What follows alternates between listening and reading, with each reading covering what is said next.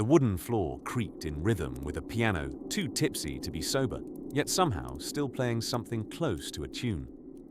In the golden haze of a frontier saloon, lamplight flickering, whiskey thick in the air, there she stood. Not in fishnet stockings and delightfully implausible cleavage, no. Tonight, Miss Daisy Malone, saloon girl of renowned punctuality and iron discipline, was making sure no one's boots touched her freshly scrubbed mahogany bar counter. Heaven help the traveling salesman who dared lean on it. The myth loves to dress up saloon girls in feathered boas and smiles suggestive enough to unbuckle a cowboy's morals. But the truth carried a clipboard. Sort of. Imagine a less romantic but much more meticulous version, a handwritten rulebook, tucked behind the bar like a sacred cowboy scripture. And you'd better believe Daisy read every line. You see, unlike the rolling spontaneity of a spaghetti western, saloon girls actually operated under remarkably strict codes of conduct. Picture Swiss boarding school rules, but with more spittoons. For starters, a reputable saloon girl was never to drink the whiskey herself. Of course, that didn't mean she couldn't pretend. In fact, some girls mastered the subtle art of nursing the same drink all night, a cunning mix of cold tea or colored water served in a whiskey glass.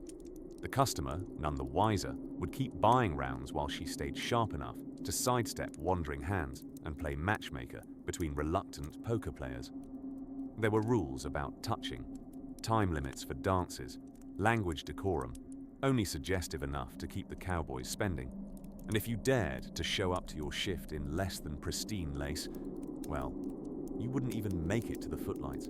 Saloons were, in essence, the HR departments of the Wild West, with many of these women employed not as ladies of the night, but as contracted entertainers paid nightly, wages plus tips. Saloon owners had an acute interest in keeping things on the up and up, or at least keeping up the appearance. In some towns, local laws regulated the number of girls per saloon. Some required weekly health inspections, some dictated the kind of music allowed, and others, get this, banned excessively hypnotic waltzing, which sounds like something someone's uptight aunt would write in a pamphlet titled "The Dangers of Swaying Too Slowly." But for the girls themselves, many of whom came west fleeing worse situations in the east, these rules offered a kind of structure. In a landscape filled with unpredictable dangers, grizzly bears, gunfights, and the heartbreak of poorly cooked beans, at least the rulebook provided a system. And when you're trying to survive in a wooden building with batwing doors and no insulation, a little structure goes a long way. Daisy Malone became a favorite, not because she was the prettiest or the boldest, but because she could recite the price of every drink, knew every cowboy's favorite song, and could steer a conversation away from a bar brawl with the ease of pouring sarsaparilla. She worked 6 nights a week, polished her boots every morning, and swore by a strict diet of oatmeal, coffee, and silence before noon. There were, of course, those who broke the rules. They arrived drunk, flirted with the wrong sheriff, or worse, skipped their weekly dance lessons. Word spread fast. One town banned heel-kicking Margaret for violating the 2-foot rule, a vague term that applied variously to dancing, clothing, and who you could sit on. Margaret didn't take it personally. She just moved on to the next town, changed her name to Velvet Josephine, and resumed waltzing with marginally more restraint. But Daisy stayed.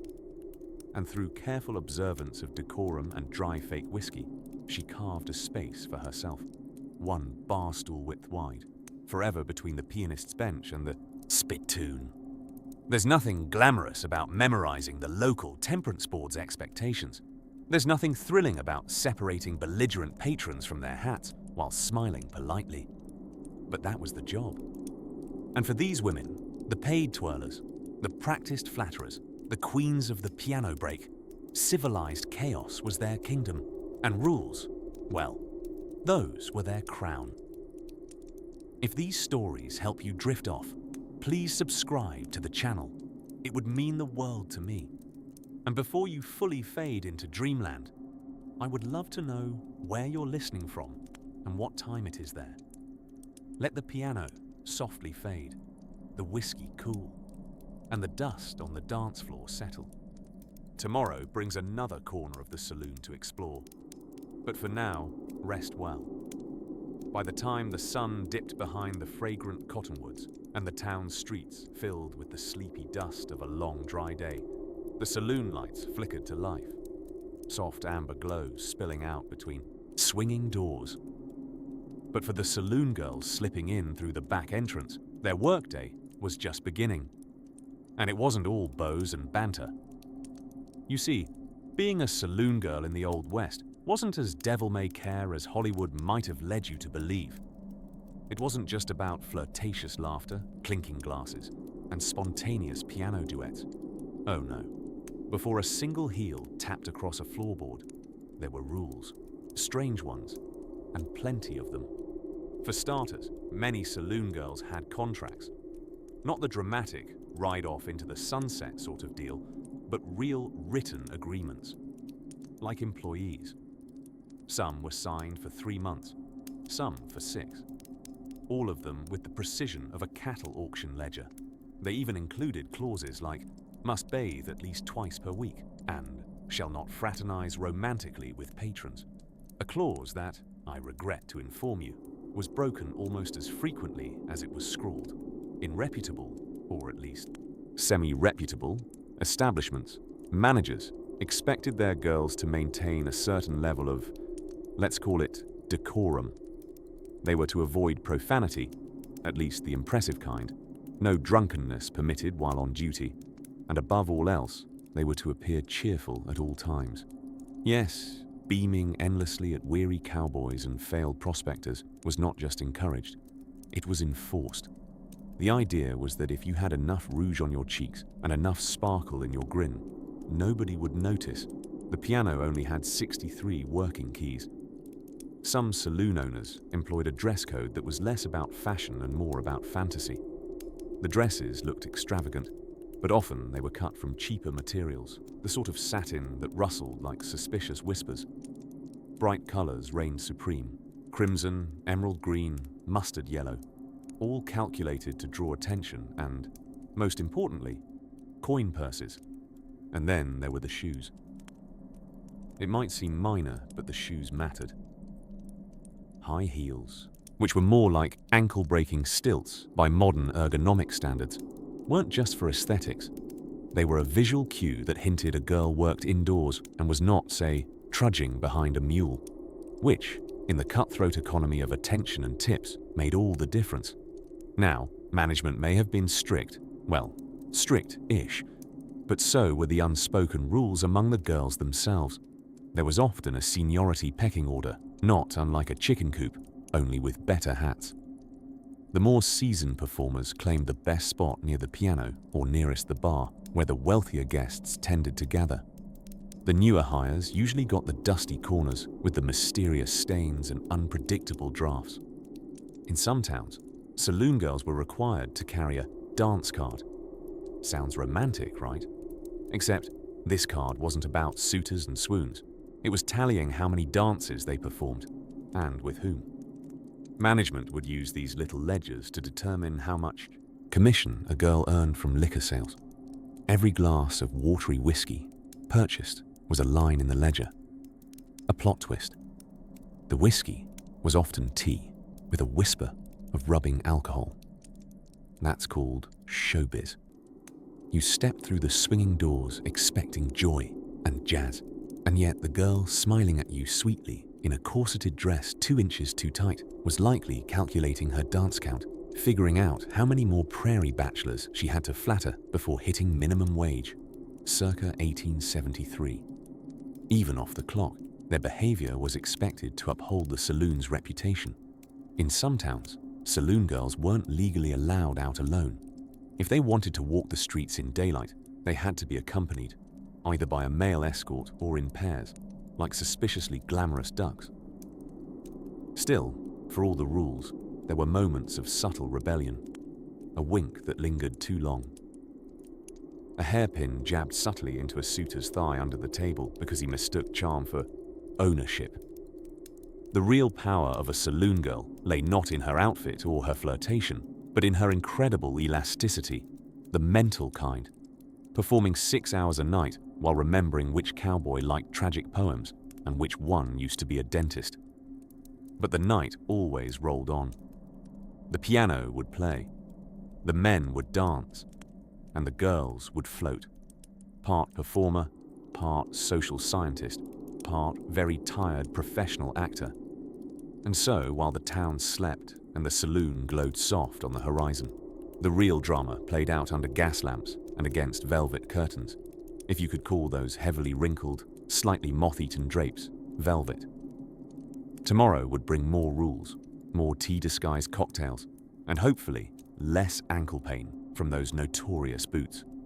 But before first light rises over timber and tin, there's still one more tale waiting just behind the bar. It was said that a true saloon girl could charm the teeth right out of a rattlesnake and keep her corset laced while doing it. But charm alone would have done her no good without a strict understanding of the unspoken, but very much enforced, codes of conduct that governed every flick of her fan and flutter of her eyelashes. You see, amid the smoky holler of out-of-tune pianos and the clink of whiskey tumblers, there existed a kind of unwritten constitution, one upheld not by lawmen or judges, but by watchful madams and a coalition of other saloon girls who'd seen enough busted dreams to know better. First and foremost, no mingling with the customers after hours. This may sound counterintuitive, considering many people assume saloon girls spent their nights swept into scandalous romances between honky-tonk tunes. And sure, illusions could be sold like fancy ribbons at a general store. But once the lamps dimmed and the last gold prospector stumbled out with a pickaxe for a walking stick, a saloon girl was expected to retire to her quarters, alone. Romantic entanglements with patrons were not just frowned upon, they were considered occupational hazards. A saloon wasn't a free-for-all dance of hearts. It was a theatrical stage where the show stopped sharply at the edge of the polished mahogany bar. To cross that line was to risk everything: your income, your place to sleep, even your safety. Managers were intensely wary of their girls forming, let's call them inconvenient attachments. Once a girl got too cozy with a customer, she'd often stop encouraging drinks, lose her thrill of the chase sparkle, and, heaven forbid, pack up and elope to a goat ranch in Wyoming. Then there was the dress code. Even in the rowdy heart of Deadwood or the gold-brushed edges of Nevada City, saloon girls followed highly detailed fashion expectations. Outfits didn't just arrive with frills, they had an agenda. On the surface, there were corsets that defied physics and petticoats with ambitions of their own. Skirts were slightly shorter than what a respectable lady would wear, by perhaps a daring 3 inches. Just enough to earn a thrill and a tip, but not so much as to be mistaken for the women working upstairs, if you catch my drift. But even those flirty flourishes came with rules. Stockings must be mended, no scandalous holes. Gloves in the evening, though fingerless to keep some sass, and hair done up in styles copied from crinkled Harper's Bazaars brought in by passing coaches. A disheveled appearance suggested either day drinking or poor judgment, both offenses that could land you on unofficial probation. Now, here's where it gets delightfully absurd: the laughter rules. Yes, a proper saloon girl was expected to laugh, but not too hard. Loud, unruly guffaws were frowned upon. The preferred sound was a lilting giggle, somewhere between a bubbling brook and a socialite who just spilled a secret on purpose. A laugh too wild might startle the miners. A laugh too fake, and you'd be accused of being as insincere, which, ironically, was one of the few sins in a saloon. Almost everything else was negotiable. Miss Pearl Carver of Virginia City, for instance, once got suspended for 7 days for barking out a laugh so sudden that 4 men dropped their poker cards and one poor fellow dipped his mustache in mashed potatoes. Laughter injuries were no joke. And so, routines emerged. A saloon girl would greet, flirt, sip, but rarely finish, and always keep a sharp eye on the exits and the clock. She was, in many ways, the union of diplomat and stage magician. Of course, behind all this frothy performance lay the real crux of the job: sales. She was there to boost drink orders. One girl, chatting with a customer, could triple his tab with a well-timed wink and a compliment about his boots. It didn't matter if the boots had holes or smelled of wet raccoon. That wasn't the point. Confidence, once dolled up by a well-aimed smile, became a currency almost as valuable as gold dust. Just underneath the warmth of each coy grin sat a ledger of tipping patterns and drink habits. She remembered who was generous, who talked too much, and who couldn't hold their liquor after the second rye. Her mind was sharp, even when her shoulders were wrapped in fluttering satin. They weren't just songbirds and spangles. They were tacticians in taffeta, surviving daily in a town that could turn from laughter to gunfire in the time it took a piano to miss a note. And as lamp oil flickered low and the last hum of piano faded behind the swinging doors, the saloon girl would hang up her smile with the same care you'd reserve for a wedding dress: precious, performative, and not to be worn to breakfast. Only then, slipping into the hush of her shared quarters and tugging off her lace-up boots, could she rehearse tomorrow's giggle in private, just in case someone in town brought new boots and a fatter wallet. Somewhere nearby, a freight train moaned against the midnight sky, and the rules of another sleepy town prepared to unfold like a well-worn fan. By the time a woman stepped through the creaky doors of a saloon in the 1880s, the sound of spurred boots and off-key piano was joined by the unmistakable shift in attention and expectations. Saloon girls didn't just arrive with a wink and a bustle swish. They arrived with rules. Invisible, unspoken, but ironclad. And nothing eroded a woman's place in the glittering chaos of the Old West faster than breaking those. See, despite the outward gleam of spontaneity, laughter, music, whiskey, a saloon operated with as much internal structure as a Victorian tea party, just with a little more gambling and a lot fewer doilies. The saloon girl, contrary to many a Hollywood legend, wasn't simply swaying around to charm cowboys. She was a practiced professional, balancing performance, hospitality, and not-so-subtle boundary enforcement atop 2-inch heels and precariously applied lace. Take, for instance, rule number 1. Never sit down without being paid for your time. Oh yes, in many saloons, a lady's time was literal coin. If you saw a woman perched beside a lanky ranch hand, giggling as he rambled on about the time he definitely almost fought a cougar, one-handed of course, you could rest assured there was a drink involved, and she'd just earned a percentage from it. Some saloons issued drink tokens to girls, a dusty precursor to the modern commission model, and saloon keepers kept watch with the keen eye of a banker guarding gold. So sitting down, that wasn't leisure. That was work. Then there was the hair code. Yes, hair. If you wore it up, you were one type of saloon girl. Down, quite another. In many towns, wearing one's curls cascading freely down the back suggested an openness to, let us say, more personalized evening engagements. Hair up meant the lady was strictly for drinks, dancing, maybe a coy card game, and that was final. Woe betide the cowboy who misread a chignon. These codes varied by town, of course. One might find a girl in Leadville with her hair pinned high, like a Victorian duchess, while her cousin in Deadwood let her swing like a curtain in a prairie wind. The unsaid message was known among locals, but to outsiders, well, it made for some deeply awkward misunderstandings, often settling somewhere between a politely declined drink and a strategically placed knee. Another quiet rule: no real intimacy with the same man too many times in a row. Not just to preserve decency, which was always paraded but rarely enforced, but to remind customers that no one man had a claim.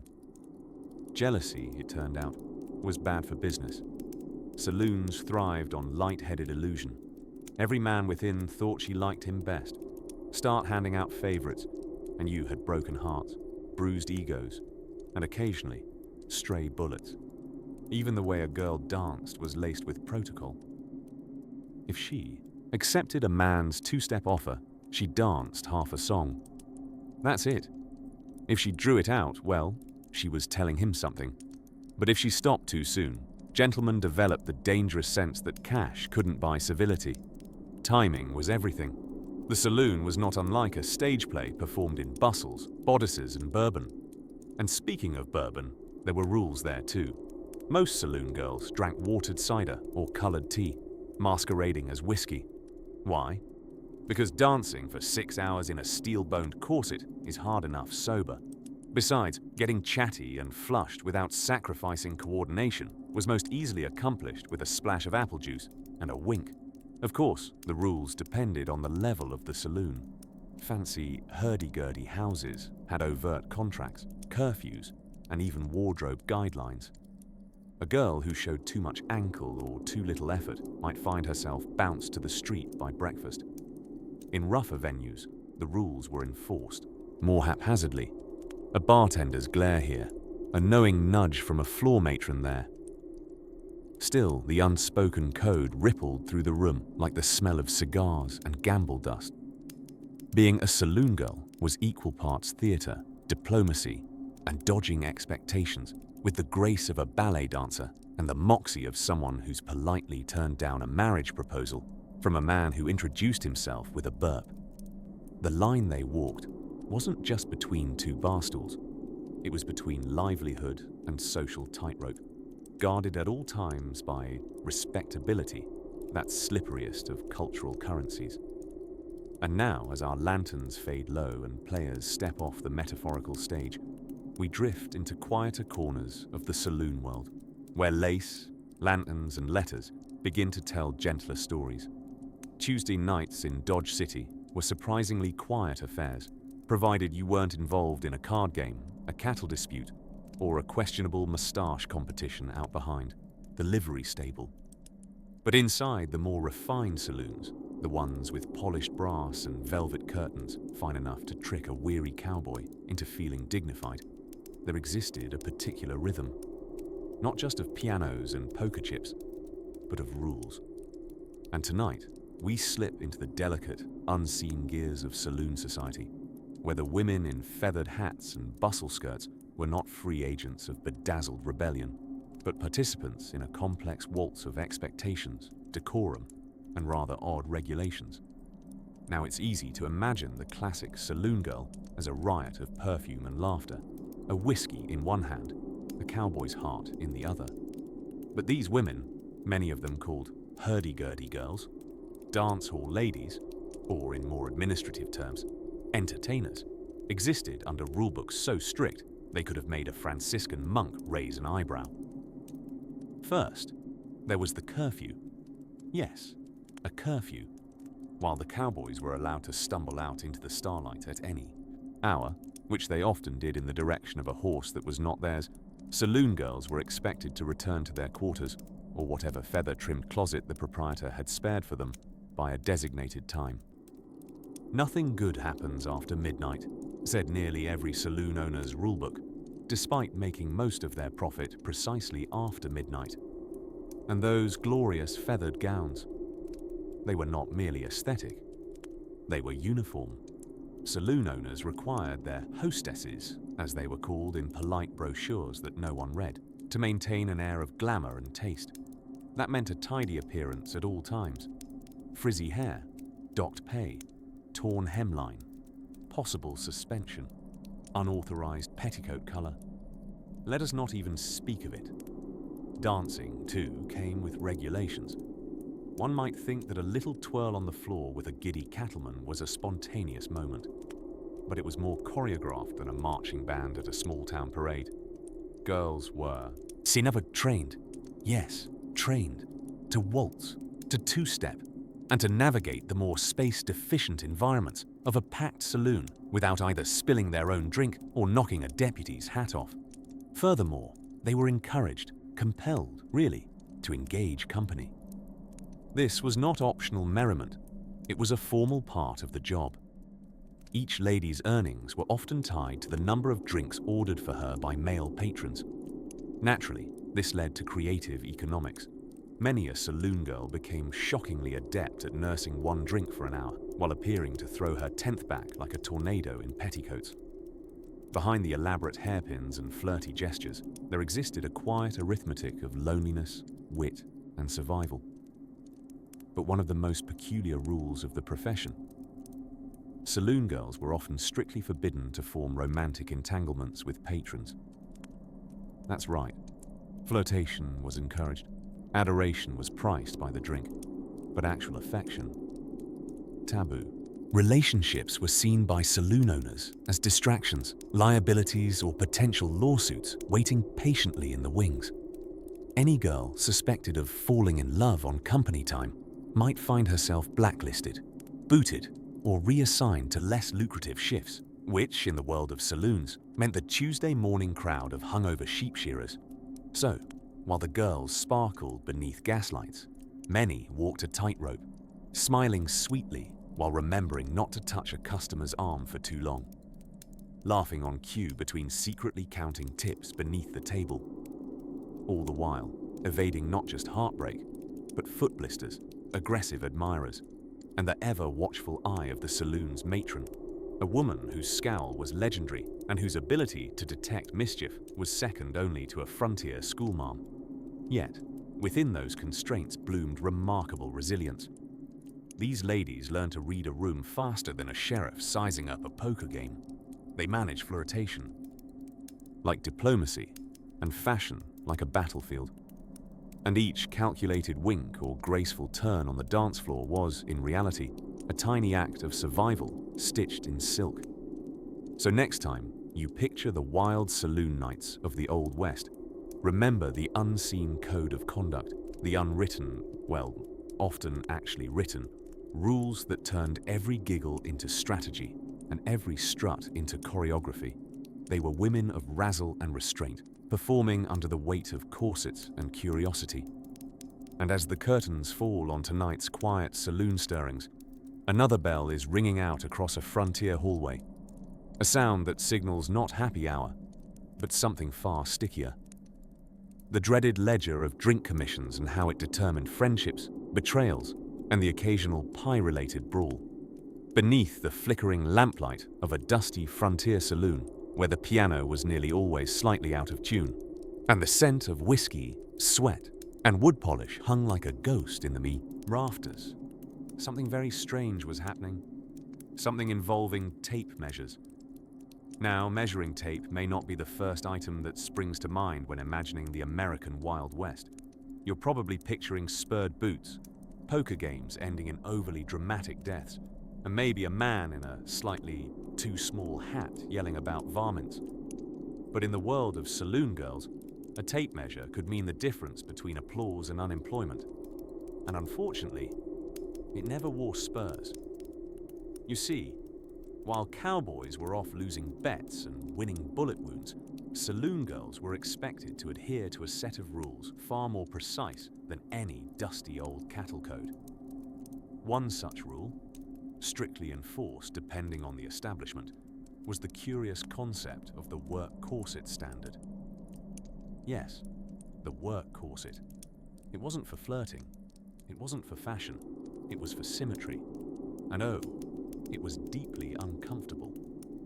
Saloon proprietors, often former traveling salesmen turned modest, and tyrants, believed that a perfectly fitted corset broadcast decorum, discipline, and just enough discomfort to keep everyone delightful.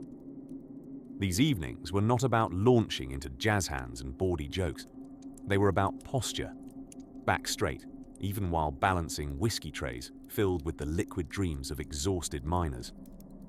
On Mondays, or what we now refer to as corset check day, a madam might circle her girls and bring out what she called the measuring ribbon. Good behavior involved inching in by at least 1/4 of a centimeter per month, though one must assume even the most patient ribs have their limits. Yet behind all this regimentation, there remained a quiet idiosyncrasy to saloon life. Let's take Emma Lou Bailey, for example. Records are scarce, but piano gossip is plentiful. Emma Lou was once thought to have hidden biscuits in her corset, not for comfort, but for smuggling. Not gold, mind you, gravy. Apparently, she ran a hush-hush operation, swapping stale bar peanuts for warm, buttery bites mid-evening. That, dear listener, is butter-based rebellion. But Emma Lou wasn't unique in her secret defiance. The structure of feminine behavior, wielded so tightly in saloon culture, often turned women into quiet architects of subversion. There are whispered tales of one saloon girl in Nevada who read volumes of Voltaire behind the bar mirror. She claimed it helped her look surprised on cue. Another was said to knit entire socks beneath her skirts during banjo solos. She went through a yarn phase, literally and romantically. Rules extended beyond corsets and posture. Decorum included precise seating positions, pre-measured introductions, and the absolute taboo of taking one's boots off mid-shift, no matter how blistered. There was even a rule about appropriate laughter. A little too hearty, and you were accused of being unladylike. Too quiet, and you risked being mistaken for a ghost. And out west, ghost stories had consequences. 2. Survive with dignity meant mastering the art of selective rebellion. A wink out of place could mean trouble, but a well-placed one could land you the week's biggest tip and a slice of smuggled apple pie from the cook who adored a little mischief. And yet, despite the rules, or perhaps because of them, saloon girls were endlessly inventive in their quest for joy within boundaries. When mirrors became foggy in winter months, one enterprising saloon girl in Dakota Territory used the gold foil from whiskey labels to fashion a makeshift compact mirror. She claimed she could apply entire eyelash curls using the reflection off a boot buckle and the flame of a lantern. If that's not frontier beauty innovation, I don't know what is.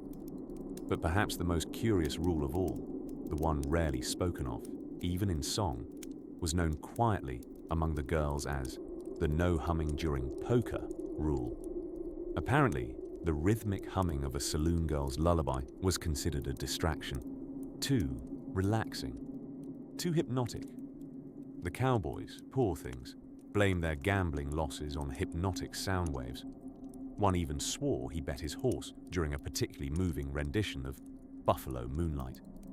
And while we could dismiss these rules as relics of a puritanical mechanism clicked into corseted place, they were also a survival guide, a language of signals shared across dimly lit rooms between women who understood how to hold power with a tilt of the chin, a flick of a lace fan, and just enough mystery to never be truly tamed.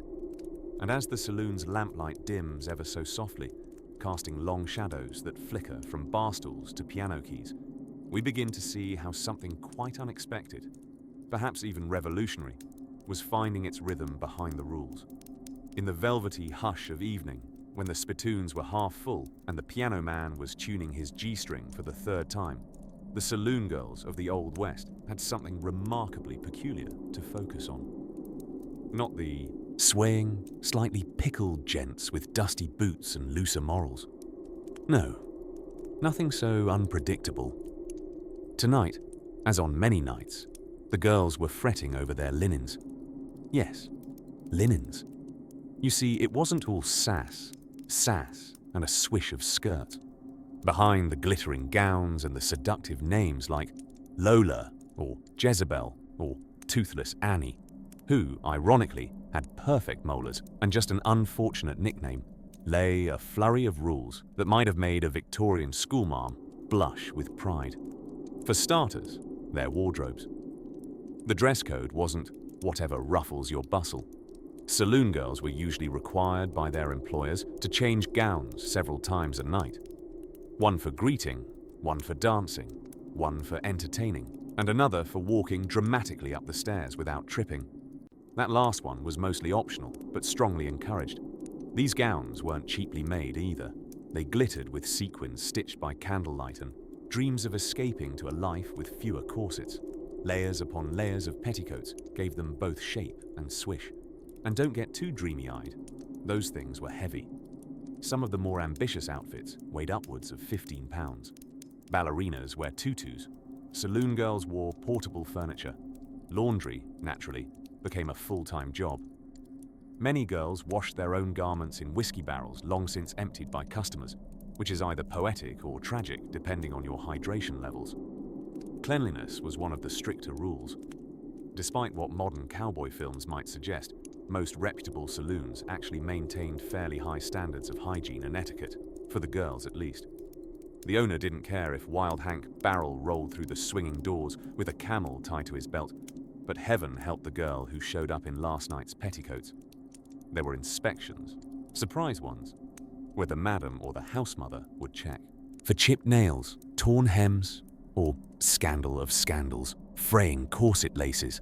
A snapped lace mid-laugh could send your reputation spiraling faster than a drunken poker bet. Appearance wasn't the only thing under scrutiny. There were also rules about posture. Good posture was non-negotiable. Girls were trained to sit at the edge of chairs, back straight, ankles delicately crossed like porcelain in training, slouching, leaning, or heaven forbid, squatting by the fireplace. Grounds for a stern talking to, or a demotion to coat check. And woe to the saloon girl who forgot her conversational protocol. These women weren't just ornamental. They were expected to be charming, witty, and conversational without being too forward. They walked a tightrope made of compliments, sidelong glances, and perfectly timed giggles. Somewhere between Victorian tea party and verbal joust with a mustachioed scoundrel. Interestingly, many saloon girls were surprisingly literate. Some had books, tucked into their dressing room trunks. Dog-eared novels and poetry collections scribbled with pencil notes in the margins. Boys fall for a smile. One giddy redhead named Minnie once wrote in the back of her copy of Wuthering Heights. But they'll stick around for a girl who knows when to quote Shakespeare after 2 drinks. Speech, too, had guidelines. Swearing was often off limits, at least for the girls. Their language had to be more sophisticated. A man could say, "Well, punch my pants and call me Billy," while a saloon girl might simply smile and say, "My, aren't you animated tonight, Mr. Gregory?" It was charm that sold the whiskey, after all. Disobeying these codes of conduct wasn't just bad manners. It could lead to a hefty fine, or worse, dismissal. The saloon might be the stage, but each girl was expected to play her part like a seasoned actor, with a fan in one hand, and perhaps a derringer hidden in her garter. Dramatic exits were an occupational hazard. As the oil lamps flickered and another round of pianoforte flourished through the wooden halls, a girl might lean briefly against a banister, straightening her gown, checking that her stockings were still symmetrical, and praying she'd remembered which jokes made the old men tip bigger. All while dreaming, perhaps, of a morning when sitting down without a corset felt more like living, and less like surviving a bear hug from a Victorian grand piano. And somewhere between the final curtain call of the night and the creaking of floorboards above, that prim and proper choreography softened. The saloon fell quiet, the rules faded into the dark, and out came the sneaky dreams that didn't bother with etiquette at all. Now, let's drift quietly to the moment when the makeup came off, and the business of secrets truly began. Imagine, if you will, the faint flicker of gaslight dancing off a polished mahogany bar, the kind that had seen more elbows than a church. A pew. In the sleepy lull between poker hands and fiddler breaks, a saloon girl adjusted her corset, yet again. Not for vanity, mind you, but because the rulebook, the unspoken, fiercely enforced one, insisted that posture was everything. Slouching was for drunkards and poets. These weren't rules etched in granite or filed away in a marshal's drawer. No. These were passed like heirlooms from older dancers with crooked pinkies and secrets locked behind a smirk. They were the dance of survival in a world where whiskey sloshed faster than morals. Now rule number 12, though no one was actually counting, could be called the no eye rolling during a compliment rule. It required stamina, acting chops, and a saint's patience. When a grizzled prospector told you your eyes sparkled like river quartz, you were to nod graciously, smile sweetly, and avoid the deeply human urge to sigh. even if those same quartz-like eyes had spotted him losing a fistful of silver to a goat in a card game just hours earlier. Another unsaid rule was footwear fidelity. You'd think that in the Wild West, boots were boots. But for saloon girls, shoes were a statement. Practical, yes, but also performative. Too scuffed, and you'd look careless. Too new, and you'd be accused of uppity behavior. Heaven forbid anyone be flagged as uppity west of the Mississippi. It was a surefire way to find oneself cleaning spittoons instead of commanding the dance floor. Then there was the matter of tea, or as most cowhands called it, that hot leaf water.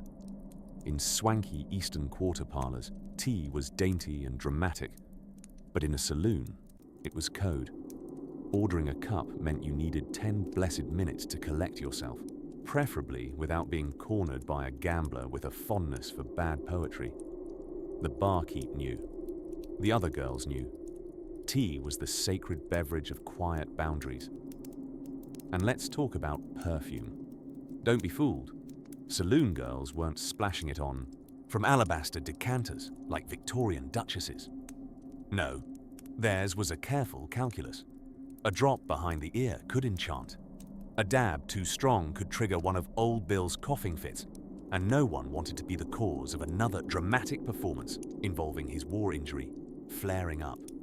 A wound sustained, allegedly, during a heated poker game involving a parrot and a missing cufflink. Maintaining a scent that lingered pleasantly but didn't challenge the structural integrity of the wallpaper. That was a high art. Lilac on Thursdays. Rosewater only if you hadn't eaten garlic, and always, always avoid vanilla unless you were prepared to hear metaphors involving pie and lost summer dreams. But perhaps the least understood rule was the seating seat. Not a typo, a specific bar stool or end of piano perch that was unofficially claimed by each saloon girl. Woe unto the newcomer who sat on Miss Emmeline's velvet stool, marked by a faint coffee ring that no one dared wipe off. And although no duels were ever fought over such property, icy stares and off-key harmony sabotage were not unheard of. The seating seat was a home base, a tiny square of territory where one could fix hairpins and sip tea, while eavesdropping on deals being whispered too close to the spittoon. These rules, peculiar, poetic, and practical, were the scaffolding that kept the saloon from collapsing into absolute frontier chaos. Or at least, they provided the illusion of order amid the clatter of boots, cards, and questionable decisions. And while the cowboys swaggered and the piano player rehearsed his one and only waltz, the saloon girls moved fluidly through their code of conduct, ever watchful, ever upright, ever diplomatic about being told they looked refreshingly less tired than usual. It was in the quiet moments, when the lanterns dimmed and the fiddler took a break to see a man about a mule, that these unspoken rules seemed almost holy, binding a sisterhood of performers, peacekeepers, and master-level conversationalists. And somewhere, between the steaming cup of tea and the careful placement of a lace hem just above the ankle, but not too far, you'd find the heart of the Wild West's best-kept secrets. Up next, a sleeveless scandal and the full moon's opinion on curtain fabric. But for now, rest easy. The gaslight is dimming, and there's more to whisper under the amber haze of a mining town midnight. Back in the cluttered heartbeat of a western saloon, somewhere between the clink of glass and the off-key strum of a piano that sounded perpetually hungover, there existed a deeply unspoken rule among saloon girls. Never, ever get caught without your boots on. Now, this may not seem like a particularly spine-tingling decree to modern ears, but boots, dear listener, were as essential as corsets and caution in the late 19th century. They weren't just footwear. They were your badge of purpose, your line of demarcation between here to entertain and here to get stepped on. You see, in a saloon, everything was sticky.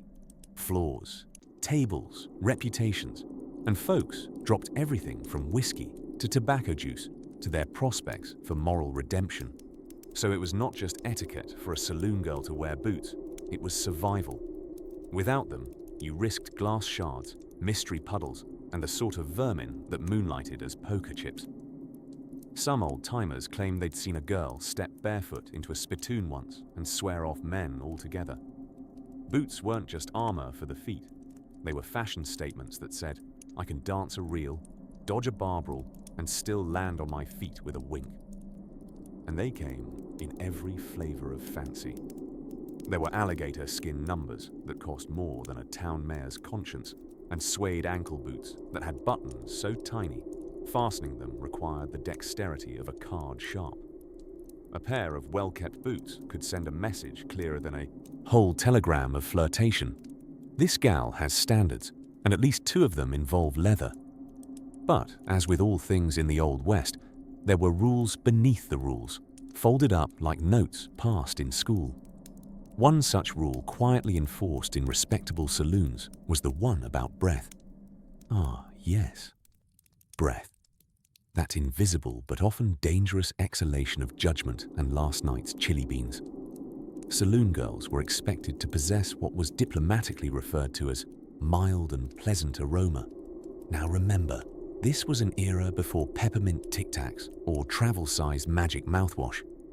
So the remedy? Parsley. Sprigs and sprigs of parsley, chewed with the grim determination of someone hoping to hide the fact that their last meal came with a side of questionable onions. Saloon owners often kept jars of the stuff behind the bar, right next to the bitters and the splinters. Ladies who worked the room were expected to refresh their breath, discreetly and often. Imagine, if you will, a break between can-can performances, where 5 women in ruffled skirts stood in corners chewing hearty green herbs like perplexed rabbits at a garden party. And just as boots and breath were non-negotiables, so too was the hand rule. This was a code of contact, never stated out loud but always pointedly enforced. A gentleman, loose use of the term, was allowed precisely 1 hand's worth of physical interaction, and only the polite version of a hand, not the sort that wandered like it was on a scavenger hunt. This rule gave rise to a very specific dance style, where the right hand could be placed on a saloon girl's back, no lower than the second rib, though most cowboys didn't know what ribs were beyond those things that hurt after a bar scuffle. Violators were gently escorted out with the kind of smile that meant, "You're lucky I'm wearing heels and not spurs." Even more curiously, certain saloons required their entertainers to swear a sort of decorum oath before they could work, typically administered by a deputy or the hungover piano player, depending on who was conscious.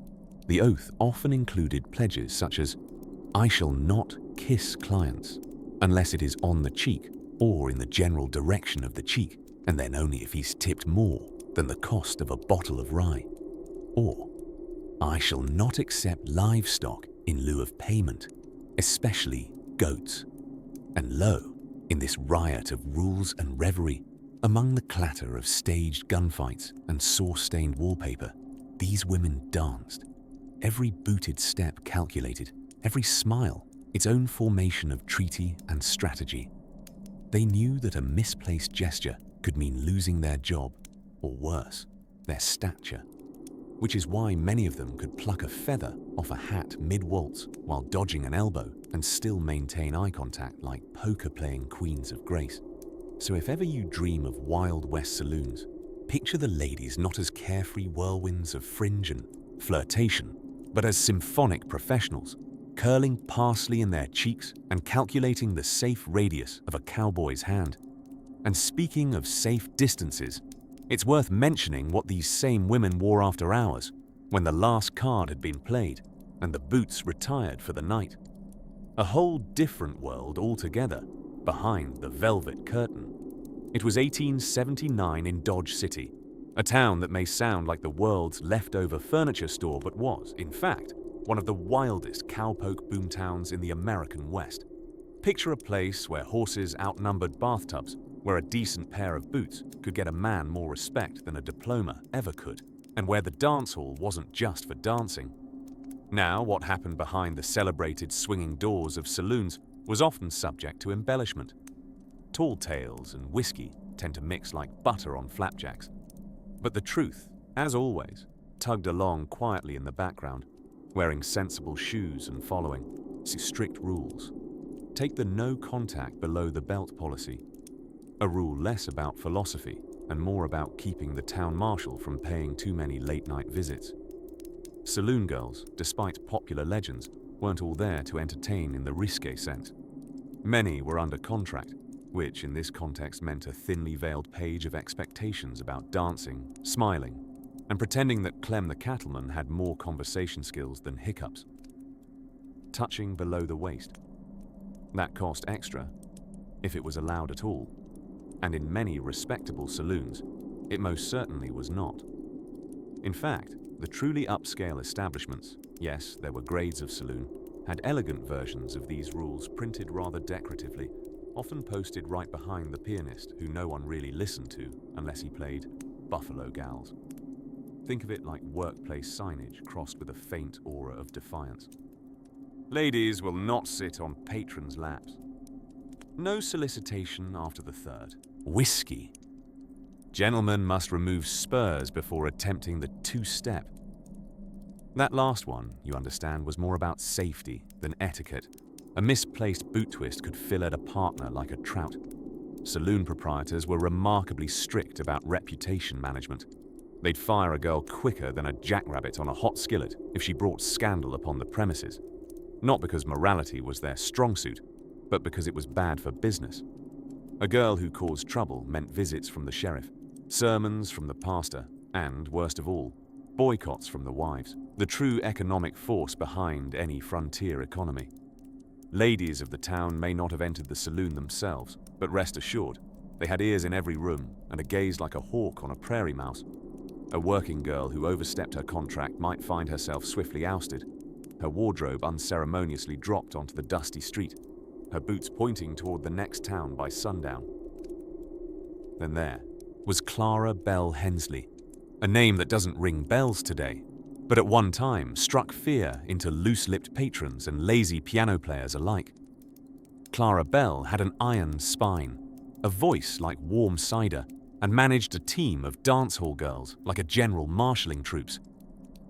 She was 5'2", always wore a red feather in her hair, and ran a saloon in Cheyenne that demanded its entertainers memorize Shakespearean sonnets, purely so patrons would be too confused to misbehave. Her approach worked wonders. Men would lean across the polished mahogany bar, attempting flirtation, only to be met with lines like, "Shall I compare thee to a summer's day?" And when they nodded eagerly, believing they were about to be adored, Clara Bell's girls would add, "Thou art more lovely and more temperate, but also more broke, buck-toothed, and twice as drunk." Approximately 80% of her patrons didn't catch the insult, but they did know they'd just been outclassed. Her saloon became known not merely for whiskey and waltzes, but for decorum, and for the quiet threat of being ejected mid-quatrain. Amid all the chaos and card games, the cursing and coin flipping, saloon girls lived a surprisingly structured existence. Many wore corsets, not just for appearance, but because they enforced posture. Some were trained in elocution, some in basic first aid, and all were schooled in an unspoken art, the ability to spot trouble before it erupted and escort it out with a flick of their eyebrow. They followed rules etched not in law books, but in a social contract forged by whiskey fumes, wariness, and the constant presence of loaded revolvers. Boundaries weren't merely about morals, they were about survival. And as the prairie wind rustled through the cracks in the boardwalks and the lantern light shimmered on whiskey glasses, you could see the dance hall girls spinning in time with songs played imperfectly on battered pianos, one foot in elegance, one heel in defiance, always smiling, always watching. Something strange was stirring in the parlor of a Denver saloon just then. Not trouble, exactly, but something newly arrived with a carpet bag and a pocket full of ideas about reform. In the warm flicker of kerosene lanterns and the low hum of upright piano keys missing their middle C, there existed rules, a whole secret society of them, governing the lives of saloon girls, dancers, and what polite company would call ladies of the evening, but rarely discussed, even in the juiciest journals of frontier life, were the rituals of grooming. Not emotional grooming, no. This was a nightly transformation involving powder puffs, patchy rouge, and the sort of elaborate hair maintenance that would make a modern-day TikTok stylist lie down and weep. You see, in the saloons of the 1860s and 1870s, appearance wasn't just vanity. It was policy. Many establishments had hired their female hosts under the mutual understanding that she'd arrive each night freshly dusted and curled, as one ad put it, as if she were a shelf in a wealthy widow's parlor. First, there were the hair rules. Every saloon had its own hair handbook, some metaphorical, some disturbingly literal. Hair must be well kept, styled high if society permitted it, and adorned when possible with feathers, fabric flowers, or gleaming pins that doubled as subtle defensive weapons, an innovation not lost on the lucky few who'd once had to fend off a drunken cattle drover with nothing but a decorative hatstick. Then came the face. Saloon girls rarely had access to professional cosmetics unless they were in a bigger city like Denver or San Francisco, where an apothecary might import French cold cream or mineral powders, promising not to give you immediate skin rash. In most backwater towns, however, they had to get creative. A touch of cornstarch for powder, a dab of beet juice, or burnt match heads for coloring the cheeks. And if you were feeling especially glamorous, a little lamp black might be used to edge your eyelashes. Of course, these makeshift concoctions had their hazards. There's a famous, though happily unverified tale of Lottie Lou, a dance hall girl who once sneezed so suddenly at the bar that a full cloud of cinnamon she'd used for cheek rouge wafted into the eyes of a passing preacher, who immediately declared her both unholy and spicy. And yet, behind these charming cosmetic protocols lay something more structured, a quiet understanding that beauty was business. Saloon girls were paid not for dancing alone, nor conversation, nor even for clinking glasses with silver-rushing hopefuls, but for all of them at once. Proper grooming increased tips brought better corsets brought better posture, and better posture, well, that was practically currency. Speaking of corsets, let's take a moment for those rib-squeezing wonders. Saloon girls were expected to wear these tightly laced contraptions every evening, not just for show, but often as written policy. A well-laced corset didn't only create the desired hourglass figure, it forced the wearer to carry herself with a certain controlled elegance. Even if her spine was screaming and she hadn't eaten a full potato in days, she looked like a vision of poise, and that, apparently, was the entire point. Still, not all grooming rules were about concealment and cinching. Some were communal. In certain boarding houses that catered to saloon women, it was customary for the girls to help each other get ready. Picture it, a dozen women in one parlor room, candles burning low, passing hairpins and stories, fixing fringes and fussing over each other's rouge placement. These moments held more warmth than many a fine hotel ballroom. Under the frayed wallpaper of a second-floor room above the rusty spur, there were sisterhoods forged through lipstick and laughter. Though, again, I use lipstick loosely, as it was just as likely to be berry juice or a red crayon if one got creative enough. And even more telling, some older saloon gals became unofficial beauty tutors. They had tips, like how to curl your hair without crimping it with a heated spoon, or how to make your eyes appear wider without looking startled. There was dignity in that mentorship. A profession undervalued by society supplied its own wisdom, passed down one girl to the next like secret family recipes, equal parts art, survival, and sheer ingenuity. So when the music began downstairs and boots started to scuff across pinewood floors, the girls descended into the nightly theatre, powdered, perfumed, perfect, or at the very least, convincingly close to it. Now, while the eyeliner may have smudged and the corsets pinched a bit tight, there was always time, always, a whisper of time before the show began, enough to share a wink, a giggle, one last puff of sachet across the collarbone, and as we drift quietly, each toward the warm-lit curtain of what came next, Something more curious was waiting in the upstairs storage room, where secrets were shelved higher than whiskey.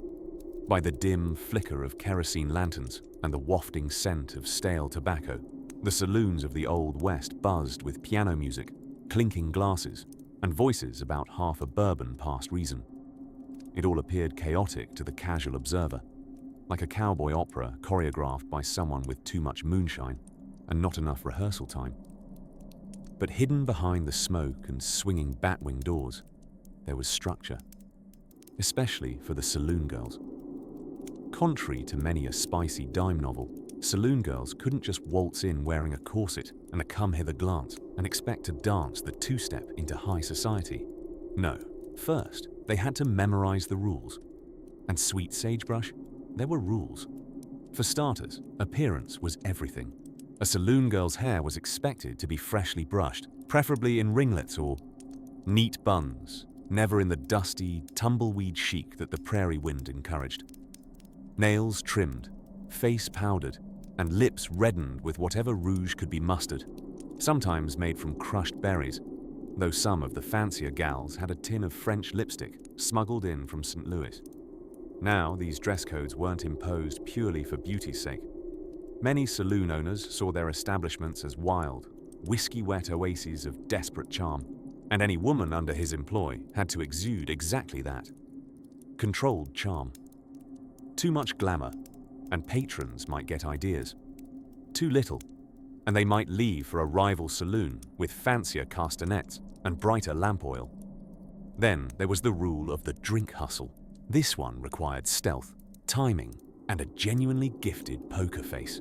See, saloon girls were expected to get the cowboys to buy them drinks, at inflated prices, of course. But what the fellas didn't know was that the ladies rarely drank alcohol. Instead, they sipped from glasses filled with colored water, tea, or even watered-down vinegar if the illusion called for it. And they had to act increasingly tipsy as the evening wore on, lest old Hank from down the river start questioning why Lucy's cheeks weren't flushing like his were after 3 sips.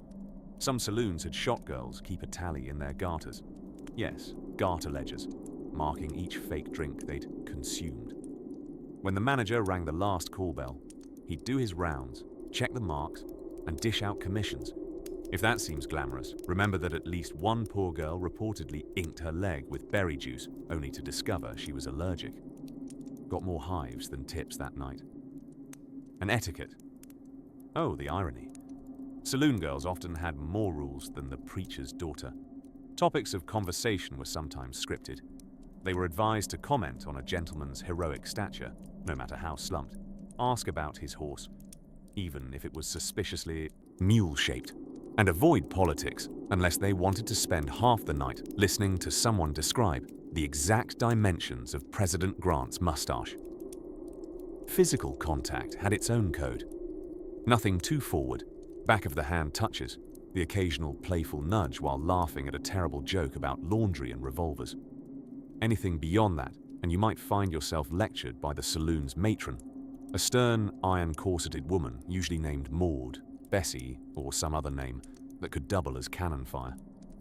Sleeping arrangements were also policed. Contrary to what those breathy romance covers suggest, saloon girls didn't all live upstairs in opulent feather beds. Some squeezed into shared rooms behind the kitchen, or, in less generous venues, were given literal cot corners in broom closets. It wasn't unheard of to be woken mid-sleep by a rat wearing a top hat and looking for rent. And then there were fines. Yes, fines. You could be docked for showing up late, missing a heel strap, even for impolite yawning. There was one tale of a girl fined 50 cents for non-engagement of the eyes during a client conversation. Either she blinked too long or dared to look slightly bored as someone recited poetry they definitely didn't write.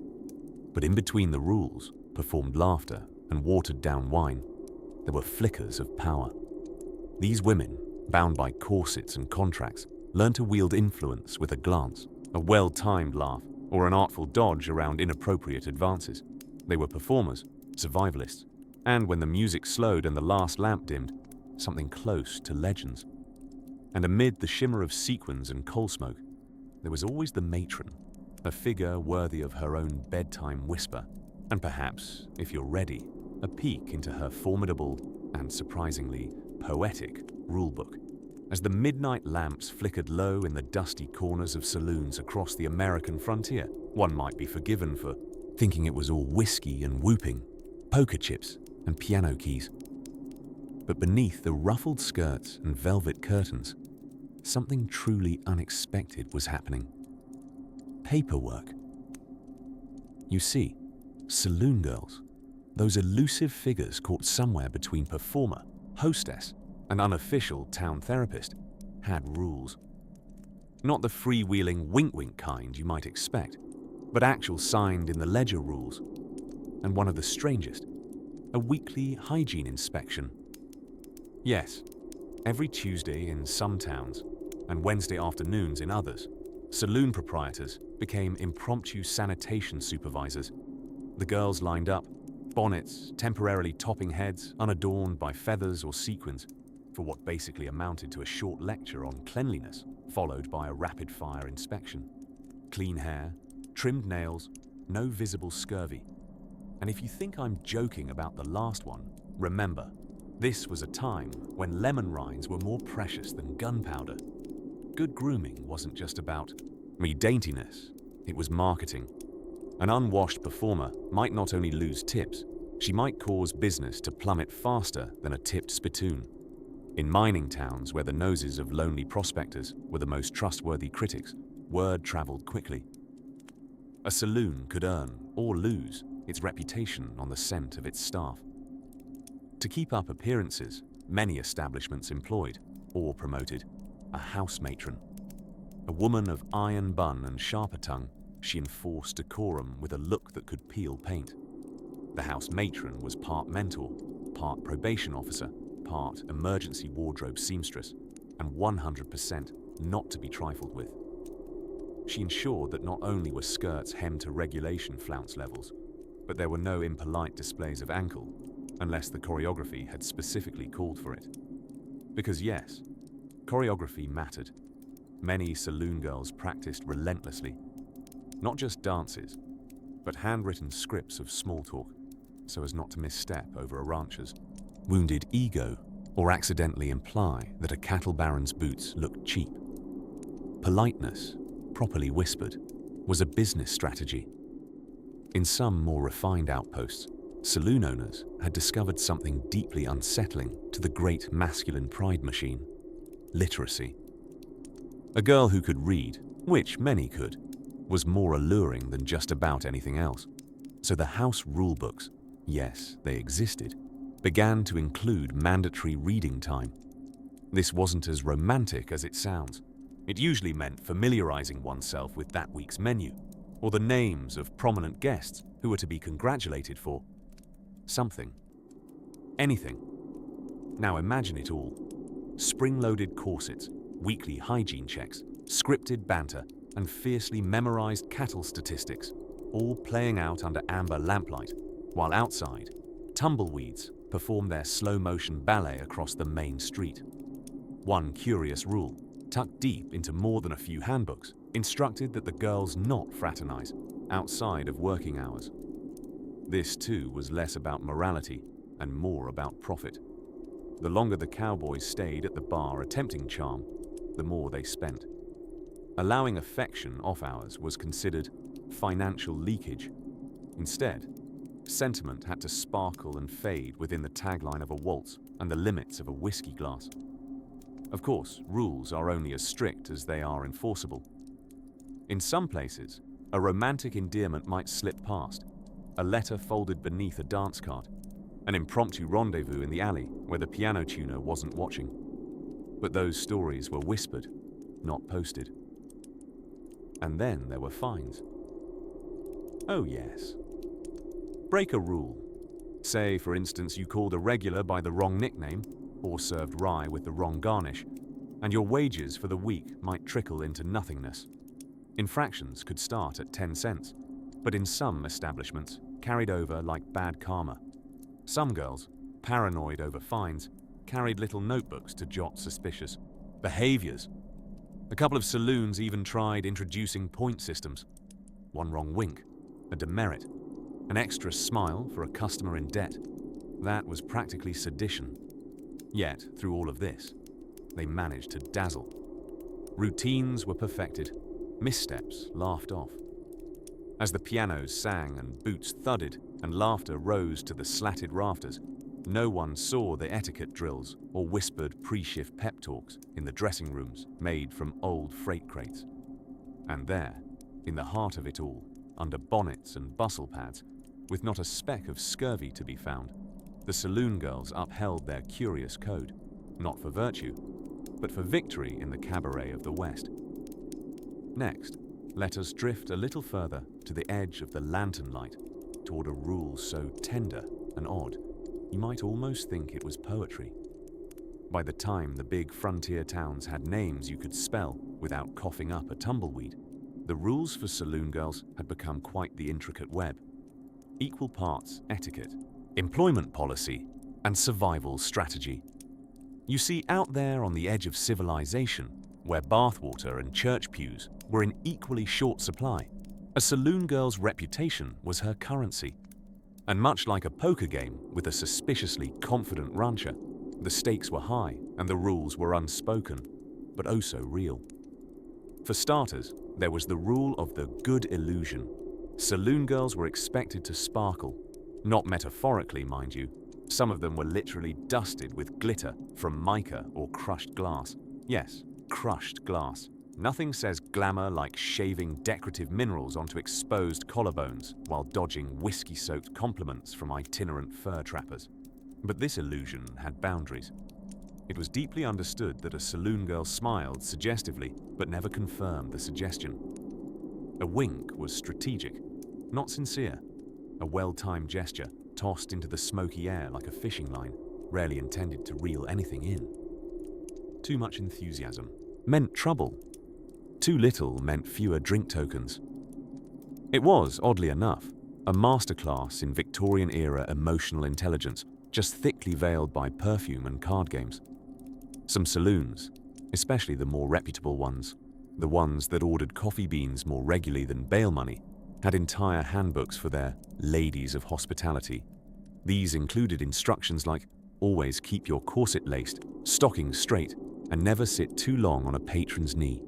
It encourages familiarity and discourages tipping. You know you're dealing with a highly structured industry when flirtation is timed like a train schedule and shoulder exposure is measured in inches. Now, there's an overlooked rule that rarely makes the movies. Don't outsell the boss. Saloon girls were often compensated through drink commissions.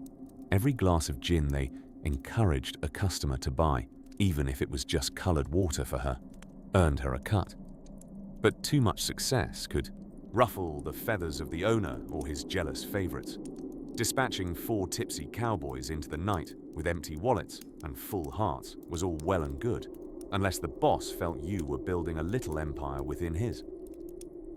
Speaking of empires, there was another rule, what some whisperingly called the Lily Law, named not after any formal legislation, but after saloon girl Lily Hargrove of Wichita, who once accepted gifts from 3 different county sheriffs in the same week and received a cheerful eviction notice the next morning.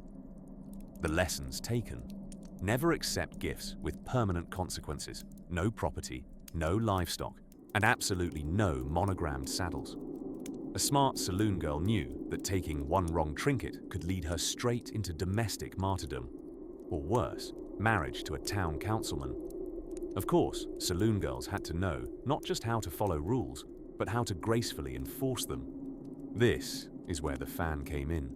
You might picture it as simply a stage prop, but in the right hands, the folding fan was a diplomatic weapon. Open meant, I'm tolerating this. Half open meant, proceed carefully. Closed and snapped meant, time to involve the bouncer. And if it fluttered while she was laughing at your jokes, well, you were probably being played by someone profoundly better at poker than you. There were also rules laid down by the girls themselves, unofficial codes of conduct from one tight-laced corset to another.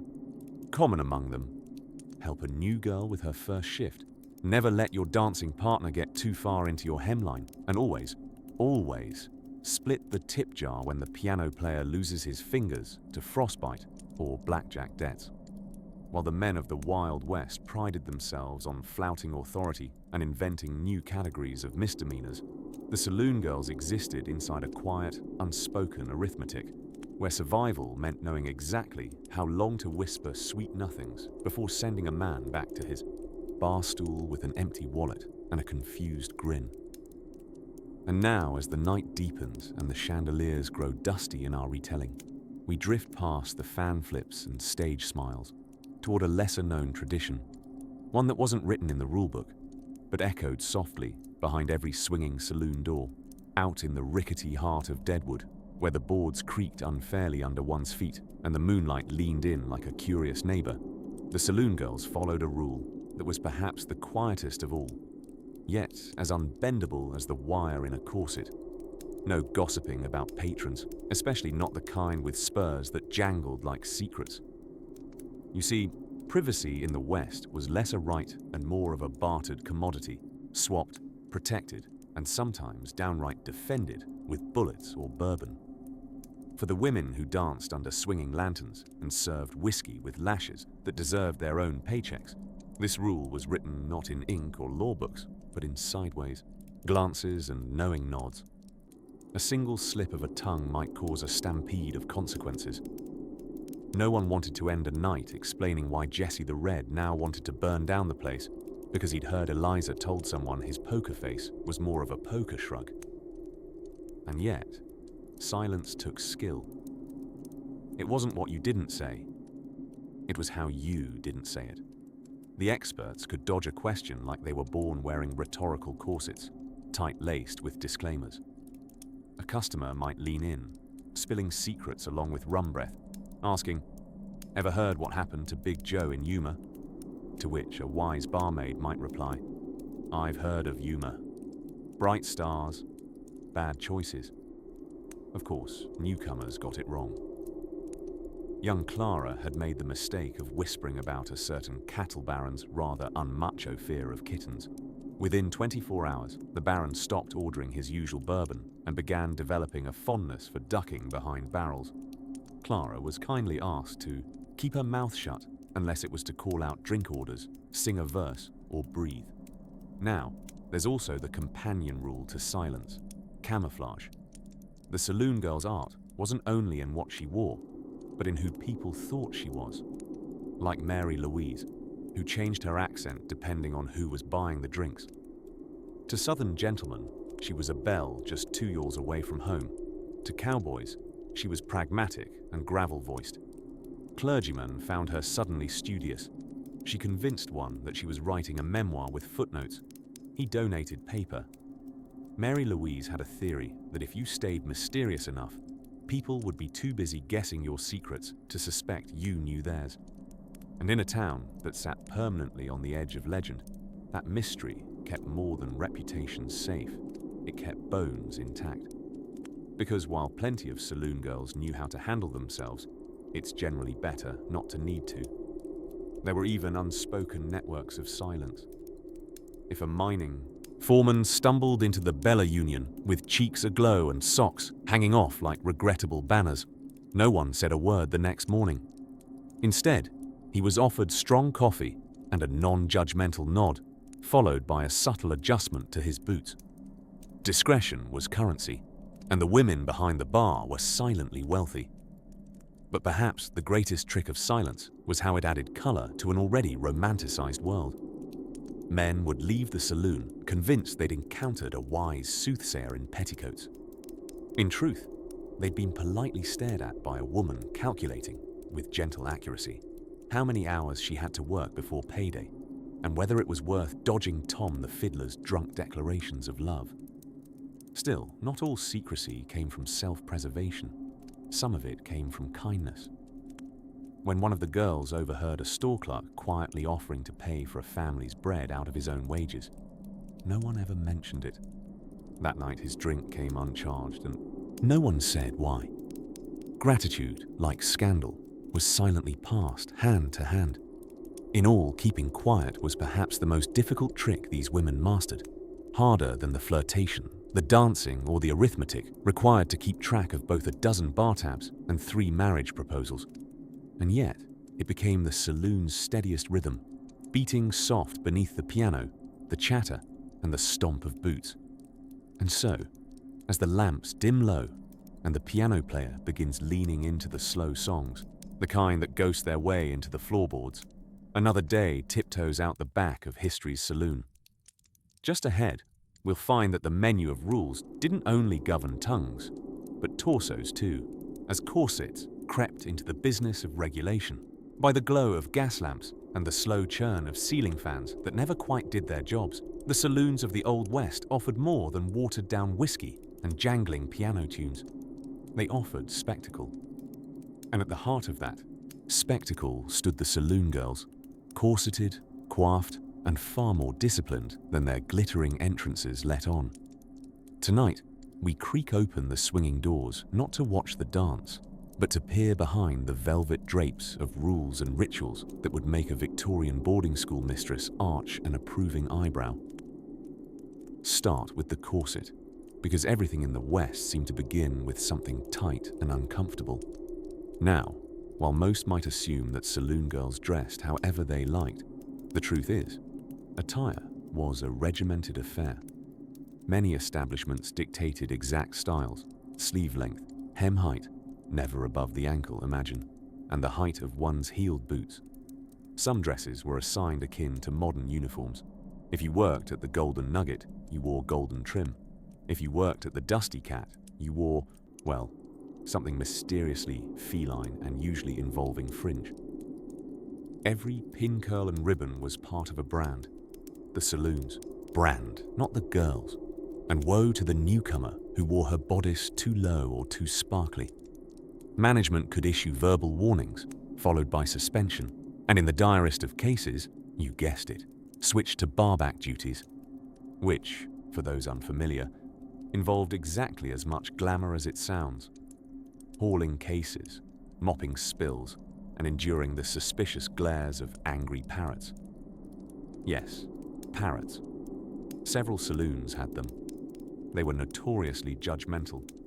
Speaking of glitter, most girls weren't even allowed to wear real jewelry. Only paste jewels, as they were affectionately called. Cubic zirconia's pioneering ancestor. Why? Theft deterrents mostly, but also because drunk cowhands and fragile diamond necklaces are not historically prone to peaceful coexistence. Now, here's one that might surprise you. Punctuality.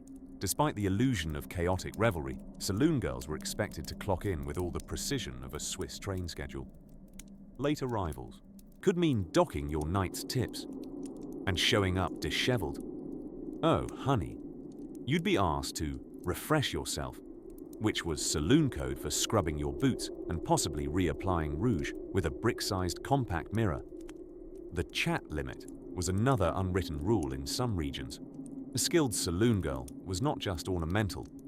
She was conversational, charming, but not too charming. You see, lingering too long with one customer could be seen as favoritism or, dare we say, affordability. Most girls had a rotation pattern, a soft system regulated with all the passive-aggressive diplomacy of a church potluck. They were to visit each table with equal enthusiasm, no matter how much whiskey haze clouded the customer's storytelling. And what do you suppose happened when a gentleman became a little too encumbered by his own enthusiasm? The saloon girls were trained, yes, trained, to employ subtle gestures for assistance. The tilt of a glass on the edge of the table, a fan flutter in a specific pattern, or an elegantly timed trip over a customer's boot to alert the barkeep or the bouncer. Security theatre with sequins. Even their off hours were guided by invisible reins.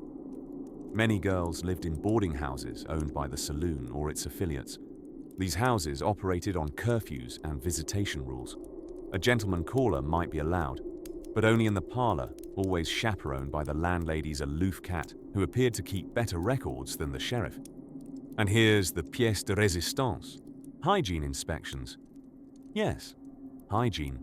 Once a week, Some saloons required their working staff to be seen by a physician or sanitary inspector, not only to protect the health of patrons, but to maintain a sanitized image, emphasis on sanitized, because in the great theatre of late 1800s nightlife, even the illusion of propriety mattered.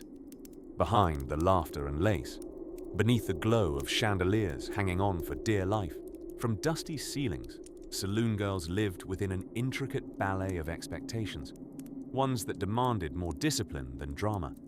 Now, as the gaslights dim and pianola notes drip lazily through the air, imagine one such girl, smoothing her gloves, counting her tips, and finally unpinning her hair in a tiny upstairs room next to a window that rattles softly in the midnight breeze. Tomorrow will bring its own list of silent codes and sartorial choreography, and perhaps even a surprise inspection from a visiting debutante committee.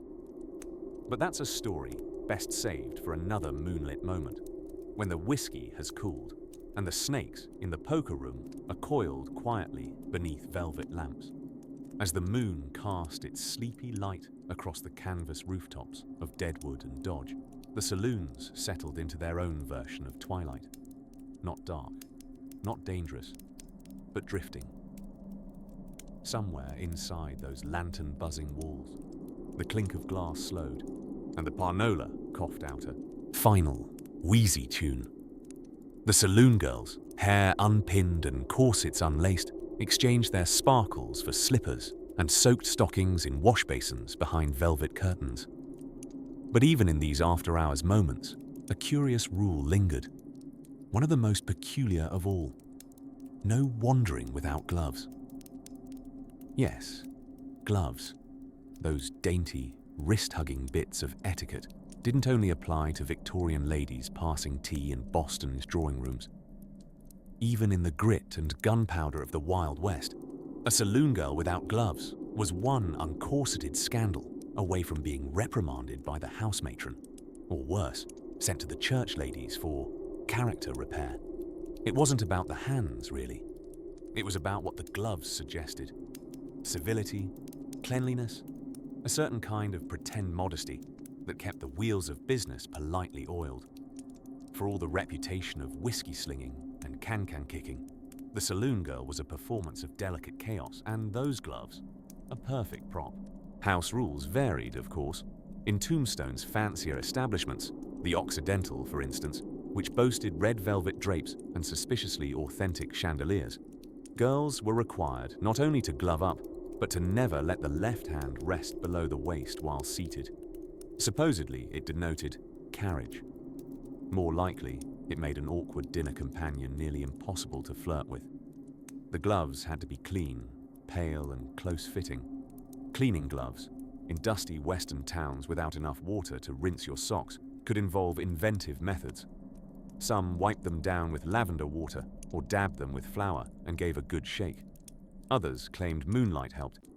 Simply hang your gloves on a line under a full moon, and they'd replenish their virtue by morning.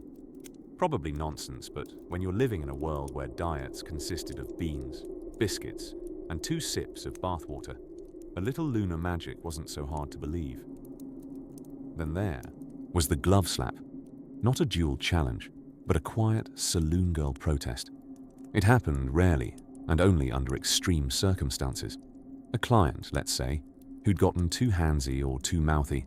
A girl might remove a glove slowly, arch one eyebrow, and tap it lightly, but not harshly, against the misbehavor's cheek. It wasn't violent, it wasn't loud, but it carried more shame than 1,000 shouted rebukes. It said, "You're not only uncouth, sir, but unworthy of my linen." Surprisingly, men took this to heart. Several diarists, from traveling salesmen to disillusioned dime novelists, recalled witnessing a lady's glove rebuff, usually followed by the offending party offering to pay double for a mere conversation the next evening. Whatever the code was, it worked better than barroom brawls. At Miss Hattie's, one of the more reputable establishments in San Antonio, the glove protocol was posted on a floral printed placard near the dressing room mirror. Greater than, "No girl shall be seen in the front room without gloves, unless after the hour of 3. As per calendar time, gloves must match each other, and preferably your shoes. Torn seams reflect character. Left glove on first. Smile before entering. Smile again if the sheriff's wife is sipping tea at the bar. Strict? Yes, but part of the act. For saloon girls weren't just entertainers. They were illusionists, masters of ambience, and architects of the fleeting fantasy that everyone, gambler or cowboy or disillusioned goat herder, was welcome as long as they minded their manners and tipped with something shinier than tobacco coupons. And behind the scenes, many kept glove journals, small sketchbooks where they'd draw designs they hoped to own one day, lace-trimmed Parisian ones, velvet palms with secret embroidery, or fingerless ones so bejeweled they could double as defense mechanisms. The gloves were more than costume. They were statement and shield, softness worn as armor. As the night deepened and the glow of the pot-bellied stove hummed against the hush of darkened hallways, a lone glove might be found resting on a chairback, forgotten, or perhaps left deliberately.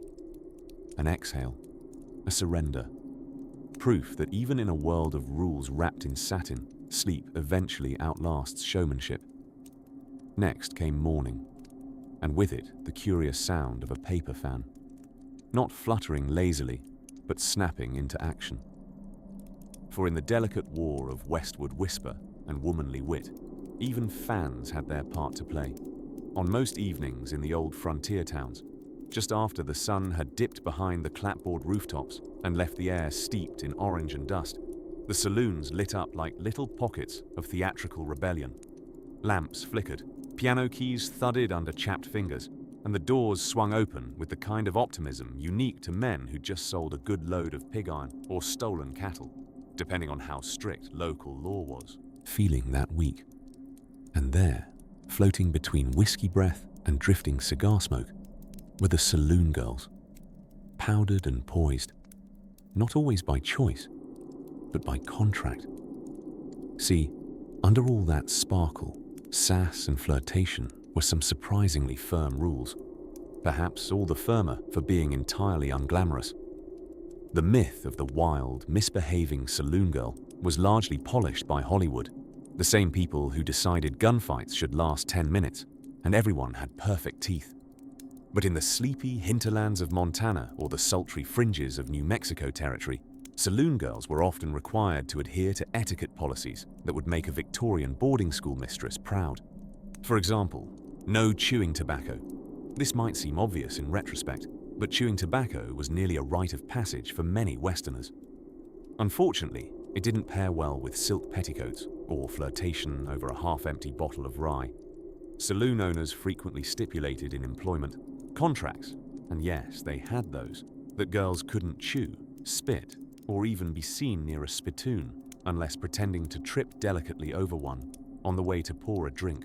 Many establishments appointed a house matron, a kind of plains chaperone meets talent manager, whose job was to inspect wardrobe hems, monitor work shifts, and make absolutely sure that no girl left the premises after dark unless escorted by 2 known men, a small dog, or divine intervention.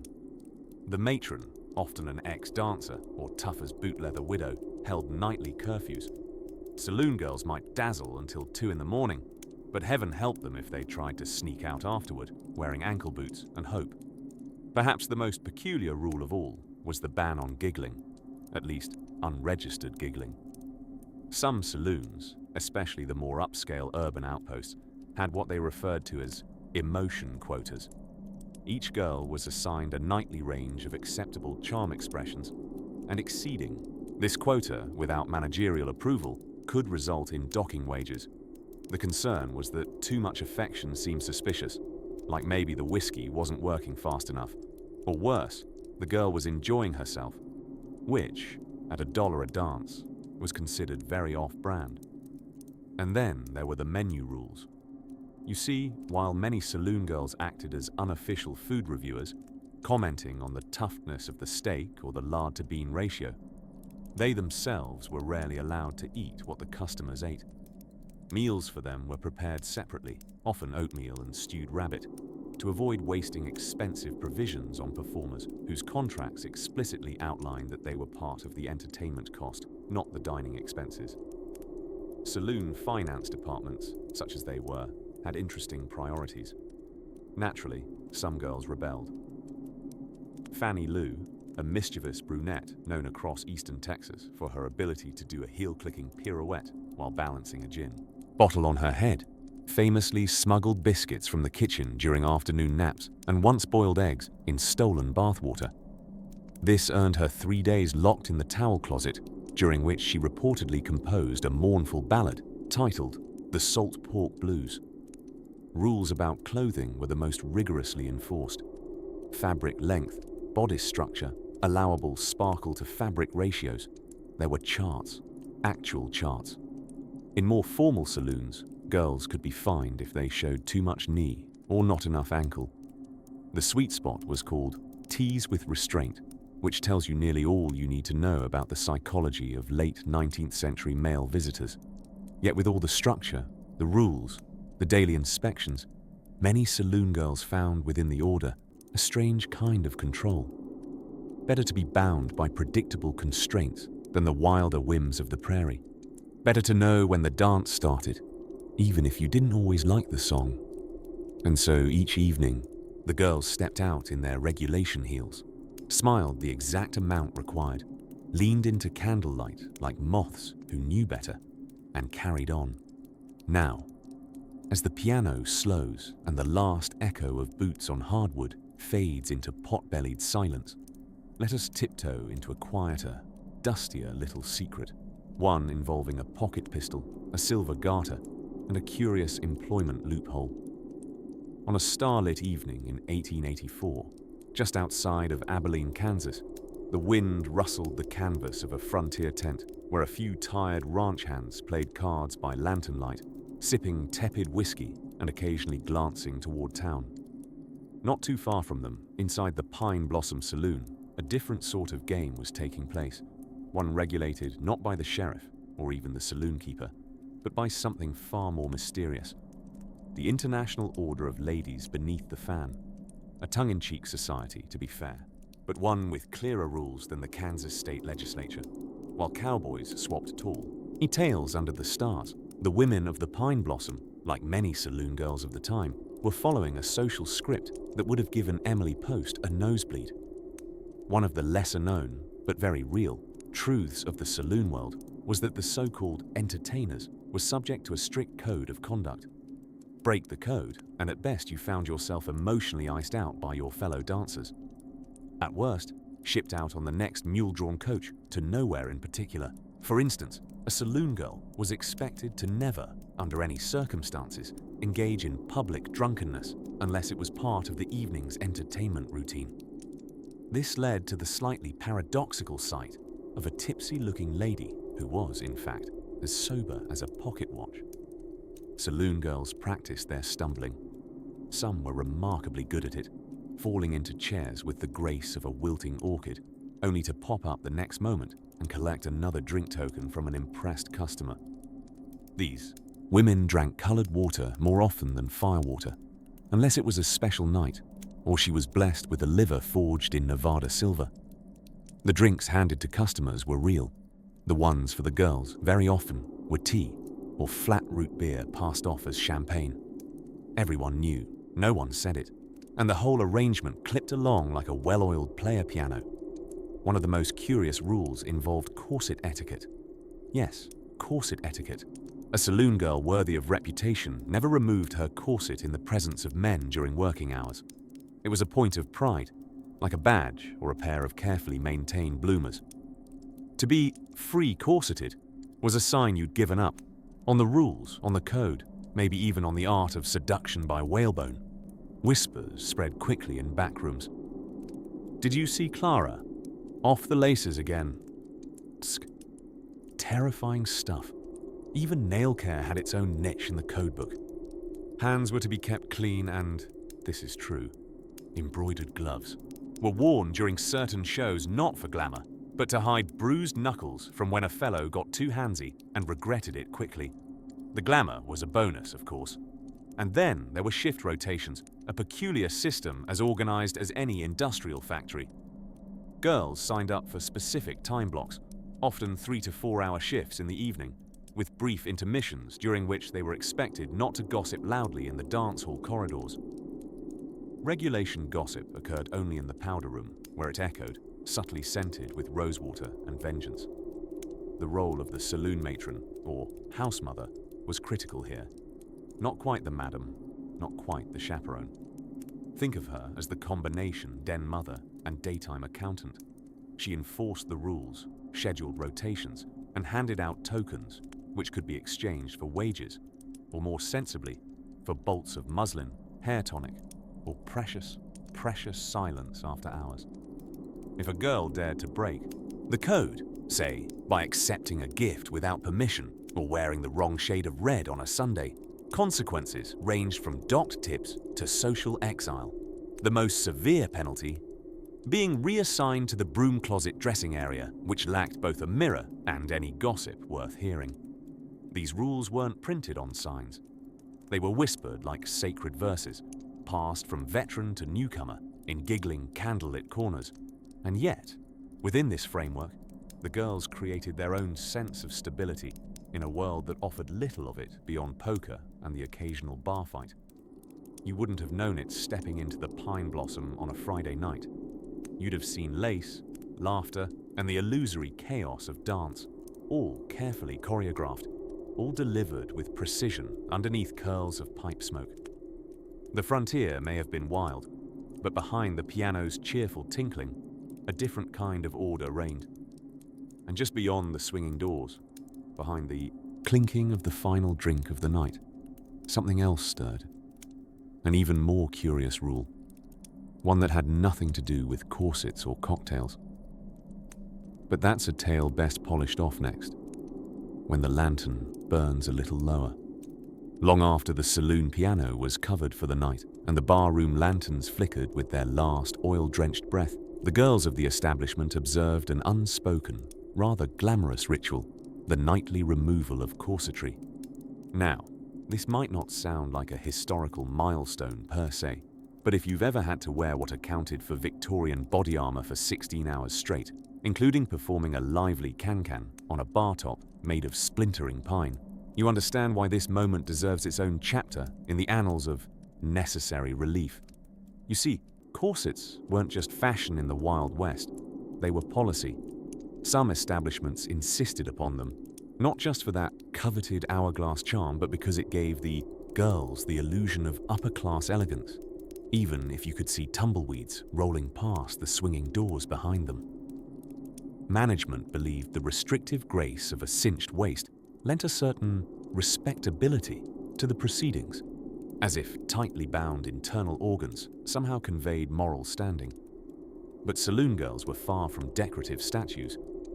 Those whalebone-ribbed corsets held back laughter, singing, whispering gossip, the occasional hidden flask, and an impressive ability to mop up spilled rye with a flick of a hem. By the end of the night, unfastening those 18 hooks and eyes was an act of revolution, of sighing freedom, of letting gravity and breath do their thing. And in that moment, behind partitioned dressing screens and threadbare curtains, the saloon girls transformed back into their real selves. Annie from Missouri, Rosie from Galway, Pearl, who sang softly to herself while brushing out dusty curls. Despite working in saloons bustling with poker game bravado and whiskey-fueled storytelling, these women had curfews. Not the kind enforced by your mother with a porch light, but ones etched into rulebooks by dainty-fingered proprietresses who claimed to offer refined entertainment. A girl was supposed to be off the saloon floor by 2 o'clock sharp, her presence tucked away like the final call bell. It was part of the unspoken agreement with the local sheriff, who likely turned a blind eye to most behavior, as long as the women weren't visibly part of it once lanterns were out. And so, contrary to the myth of lawless abandon, many saloon girls had strict lights-out policies, enforced not by parents, but by madams with schedules tighter than a drummer's snare.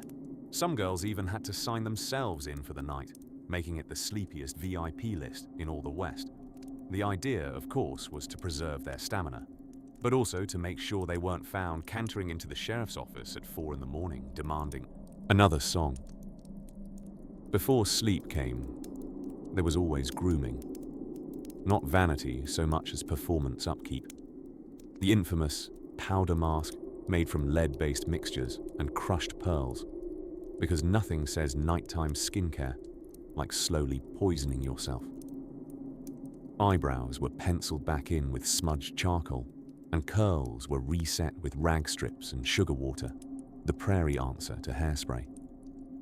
A few girls, especially those saving money to escape all this, crafted elaborate face creams out of pig lard and rosewater. Not all remedies survived history, and frankly, not all should have.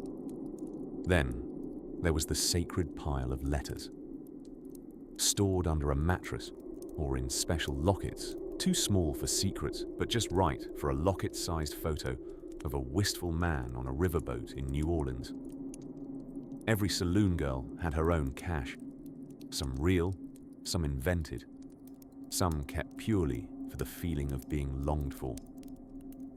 The letters were read by moonlight, memorized, kissed, and slipped back into hiding before dreams got hold of them. Rooming houses were patchwork places of whispered snores and floorboard conversations. Mattresses were thin as promises, quilts almost older than the town itself.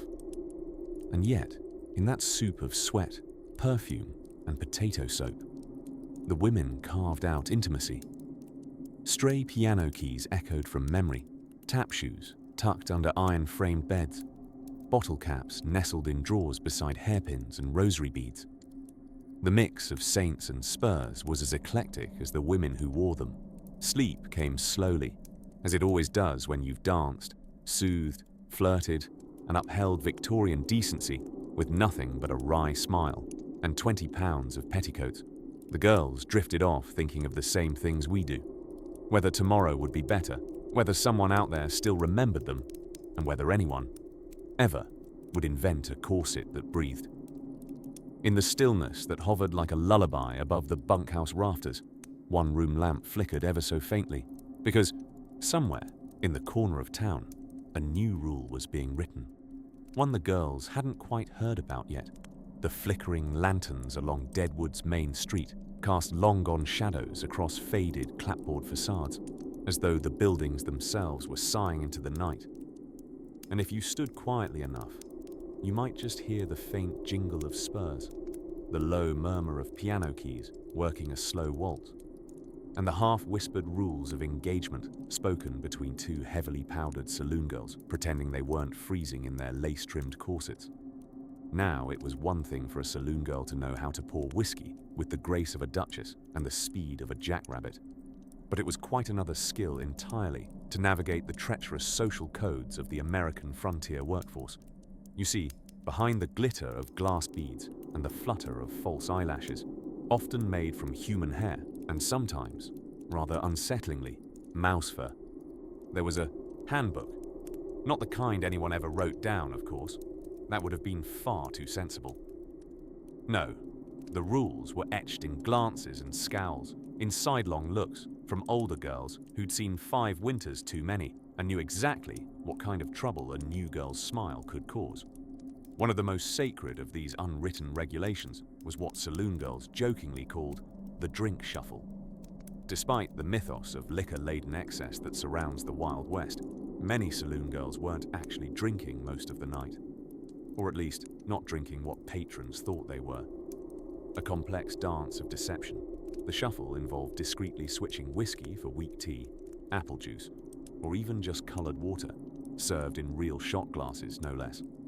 All to keep a sharp head while encouraging a gentleman to buy 7 more drinks at 10 cents a pop. After all, commissions counted, and being sloshed by sundown did not make for a profitable evening shift. But not all. Patrons were easily fooled. Some demanded to see the bottle, others insisted on a toast. That's where things got theatrical.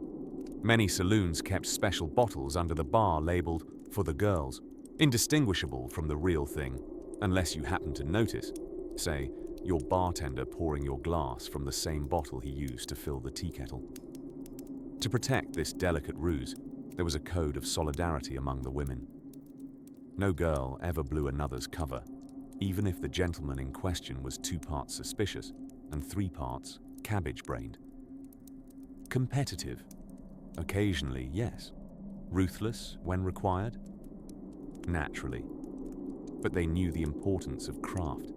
A broken illusion cost everyone money, and no one wanted to see Eliza get chewed out behind the curtain for letting some cattleman figure out his expensive brandy smelled oddly of cinnamon. There were also unspoken policies about appearance, not just being clean and decorous, but maintaining the illusion of variety. Each girl had to cultivate a distinct persona. There were the sultry types with slinkier gowns and redder rouge, and the clever clowns who wore polka dot skirts, sang naughty songs, and could do high kicks on demand. A classic combination of personal branding and survival instinct. It wasn't enough to be pretty. One needed a niche. Then there was the curious rule known only as yardstick territory. This referred not to gardening tools, but to the invisible 3-foot zones each girl mentally mapped around herself during business hours. The saloon floor, you see, was a minefield of flirtation, and encroaching on another girl's marked turf was tantamount to declaring social war. If someone strayed too far into another's giggling circle, tensions might rise faster than a petticoat in a windstorm. Quiet apologies were whispered, and sometimes, certainly not always, but enough for stories to circulate. There were hair-pulling incidents behind closed doors. Yet somehow, in the dim glow of mirror sconces and under the ever-changing rules of frontier politics, the saloon girls managed to create a functioning society. Their system kept peace, mostly, maintained profits, usually, and allowed even the newest arrival. Perhaps a Missouri farm girl, freshly off the train with one good pair of shoes, to find her place. As the lanterns dimmed and the town folded gently into its nightly hush, the girls rearranged their smiles and slipped back into character one last time before sleep. Because even when the rules were exhausting and the customers drunk on more than just dreams, there was a strange kind of order to it all. A rhythm as old as the pianos that played them on and the barbacks who cleared the glasses. Now, what happened when one of these rules was broken? That's a tale worth whispering in the next hush between the piano keys. In the lantern-lit hush of a saloon, long after midnight, with floors swept and whiskey bottles, or corked, another side of life emerged, one most patrons never saw. While rowdy drinkers and out-of-tune piano keys took the spotlight by day and dusk, it was the late hours that tested a saloon girl's commitment to the unspoken code of survival and subtle sophistication. You see, despite frontier towns having the general moral compass of a tipsy hedgehog, saloon girls abided by rituals and expectations that would put a Victorian governess to shame. Behind that flutter of lace and fan there was method, order, regulation wrapped in perfume and pleasantries. Take, for example, the rule against chewing tobacco in public view. This may seem almost quaint. Who wants a molasses-colored dribble running down their chin? But it was more than hygiene. A woman seen with a chaw in her cheek risked being mistaken for just another car dealer or stable boy, and that was bad for business. So if a girl had a craving for a pinch of chew, and yes, some did, she retreated behind closed doors, away from customers, away from judgmental matrons and judgmental mules alike.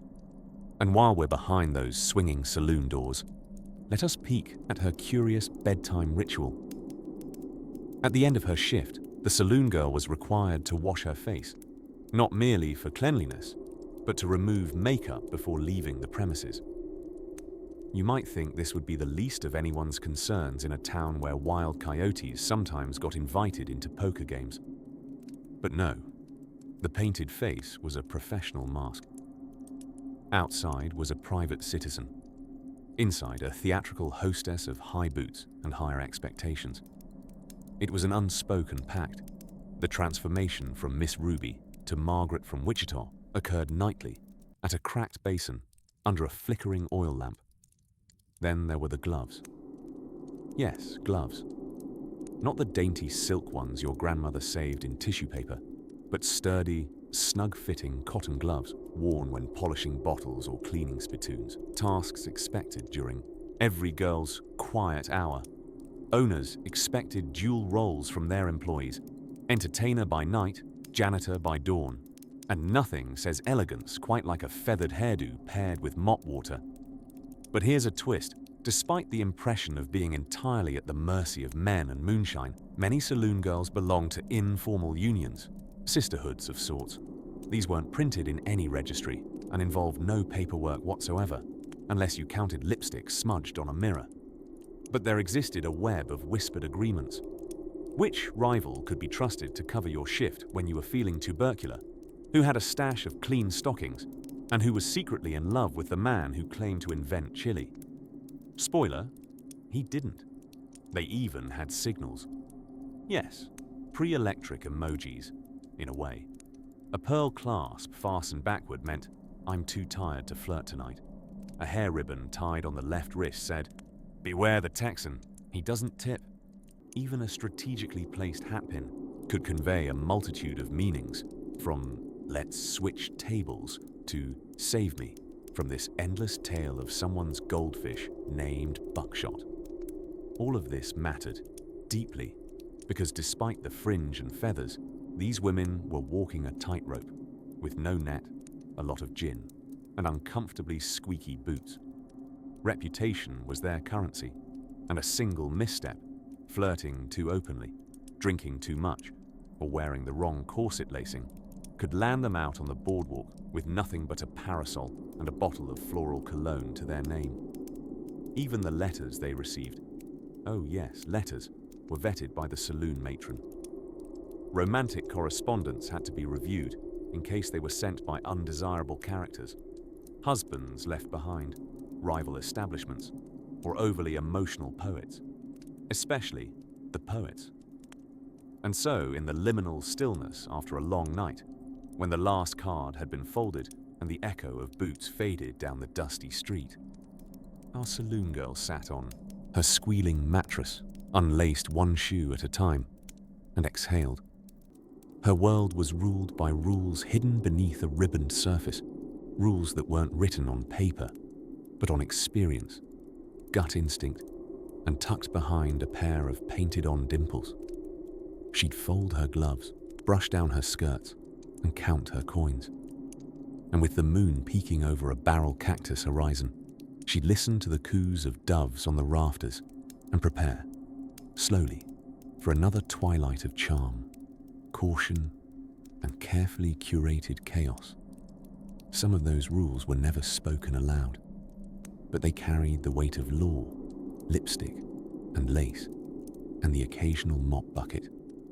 And if you peer softly through the blinds of memory, you may just hear what happened when the men tried to write the rules for themselves. The clinking of glass and the breathy wheeze of an out-of-tune piano drifted through the tent-flap doors of the Lazy Lantern Saloon, where the scent of whiskey mingled with pipe smoke and forgotten ambition. As stories go, the tale of saloon girls has always been soaked in moonshine and sugar-glazed myths, satin corsets, rogue gunslingers, a wink across the blackjack table.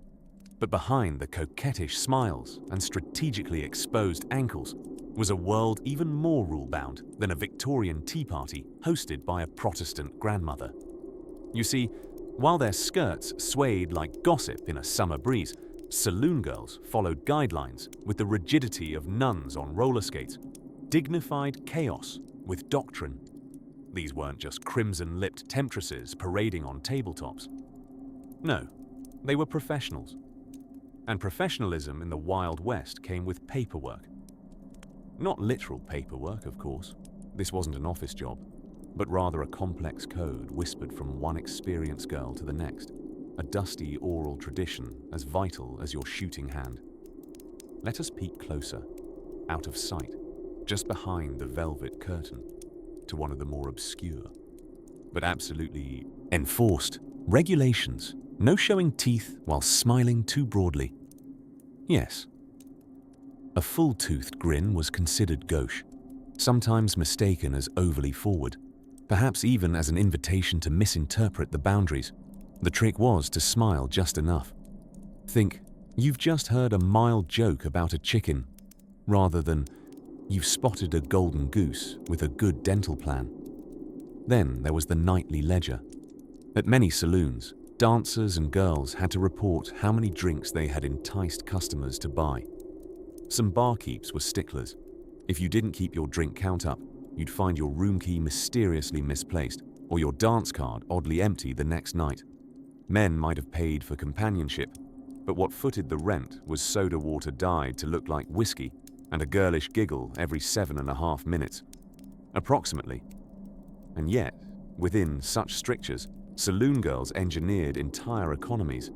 They were unheralded mathematicians, balancing tippy ratios against time spent, predicting which poker player was likeliest to win a hand and tip generously, and identifying the earliest signs of a man about to recite bad poetry. A girl with a sharp eye could spot a gambler leaning toward melancholia from 20 feet away and prepare a preemptive compliment about his boots. Some were subjected to morality checks. We're not joking. In certain towns, before a girl could start work, she had to receive a letter of general respectability, often scrawled with dubious sincerity by a town official or trusted woman. More than one county judge found himself heroically saving lost letters for freshly arrived dancers with dimples and implausible names like Lulu Mustard Seed or Tallulah June. Their wardrobe too was not as reckless as modern costumes might suggest. Contrary to popular belief, the pink-feathered flamboyance worn in theatrical depictions was rare. Most saloon girls dressed practically, for movement, for modest cost, and for the long night ahead. Durable boots, modest but form-fitting dresses, petticoats with secret pockets, and a strategically placed hairpin or two, just in case the evening required either self-defense or a swift updo. There were rules for everything. Don't sit too close. Don't accept tokens without returning interest. Don't play favorites with customers lest duels break out at dawn. Hands on the table, both emotionally and literally. And above all, never forget who was really in charge. Not just the bartender, nor even the owner, but public opinion. The whisper network of townsfolk, church ladies, and passing stagecoach passengers governed a saloon's reputation like invisible magistrates in lace gloves. Yet, with all that, they found ways to be joyful. A whispered joke behind the bar, a shared bottle after hours, a contraband banana sent on the midnight train from New Orleans. Laughter, especially the dry kind that comes from outlasting another Tuesday, crackled like a kindling between them. For every glittering tale of stardust and broken hearts, there were at least half a dozen footnotes about foot lotion, uncomfortable corset hooks, and strict curfews mandated by a man named Hank, who thought he understood women because he once read a poem. And still, they danced. Even if the music came from a crooked record spun by a bootleg wind-up phonograph, even if the men didn't remember names, even if the rules stacked higher than bar stools. Because in those quiet, velvet-laced moments between the fifth waltz and the sixth cautious sip of colored water, a saloon girl could be a queen, or a myth, or just a tired woman with strong legs and a surprisingly accurate side-eye. And somewhere, beyond the clatter of the piano keys and the scent of too much cologne, dawn began rubbing its eyes. There's only one more secret left to tell. And so, as the smoky haze of 100 kerosene lamps flickered low in the corners of yet another dusty frontier, night, the complex life of the saloon girl, would begin to settle into legend. If you stepped back far enough, maybe squinted a little through the sepia-toned lens of imagination, you might almost mistake them as carefree dancers, swathed in ruffles and rouge, spinning only for the joy of it. But as we've now seen, oh no, it wasn't quite that simple. There among the bottles of snake oil and the echoes of ragtime piano, saloon girls lived in a pocket of paradox. They were glamorous, but overworked, admired, yet judged. Independent in a town where women couldn't vote, yet subject to rules more rigid than a bar stool nailed to the floor. The last and perhaps most curious rule they had to follow might surprise you in its sheer domesticity. Many were required to keep detailed accounting journals, not for the sake of taxes, as those were more of a loose suggestion out on the frontier, but for their saloon's proprietor. Every dance ticket cashed, every drink poured, accounted, save for in dainty scrawl or hurried hash marks. Saloon owners, for all their Wild West bravado, were surprisingly fussy about bookkeeping, as though a spilled whiskey could be forgiven, but a missing dollar? Oh, heavens no.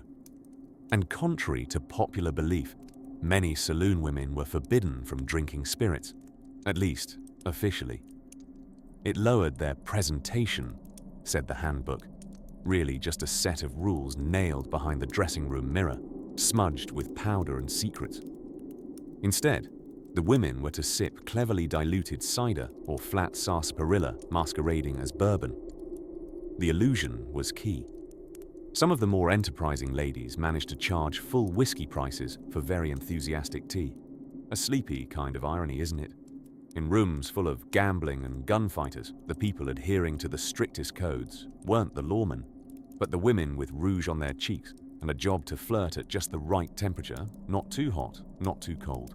One wrong wink too many, and she could be dismissed.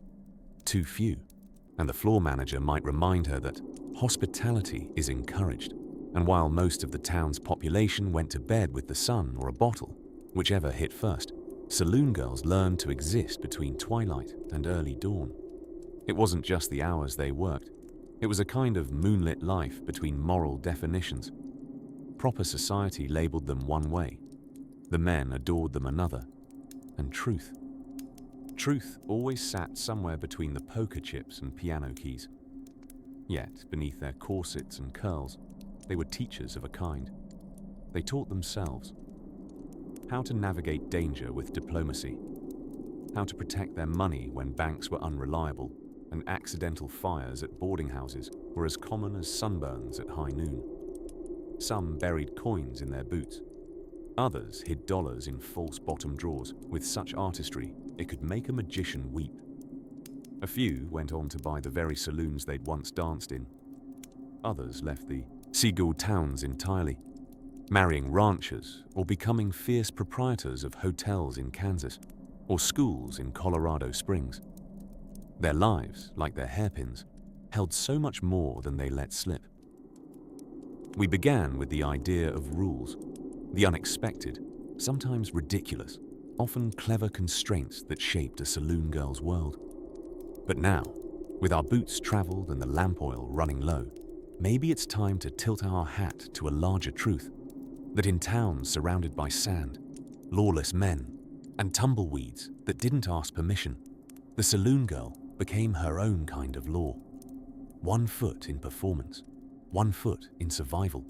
She crafted a path through spinning skirts, selective smiles, and a soul tougher than any cowboy's hatband. So, as the piano melody lilts its final tune and the kerosene breathes its last flicker across the wainscot walls, let's say goodnight to those who danced with poise, negotiated with their eyes, and lived under more rules than we ever knew. Close your eyes now. The whiskey's gone cold, the barrels are quiet, and the saloon doors, crooked on their hinges, sway only with the sigh of the wind. Sleep well, traveler. The show's over for now.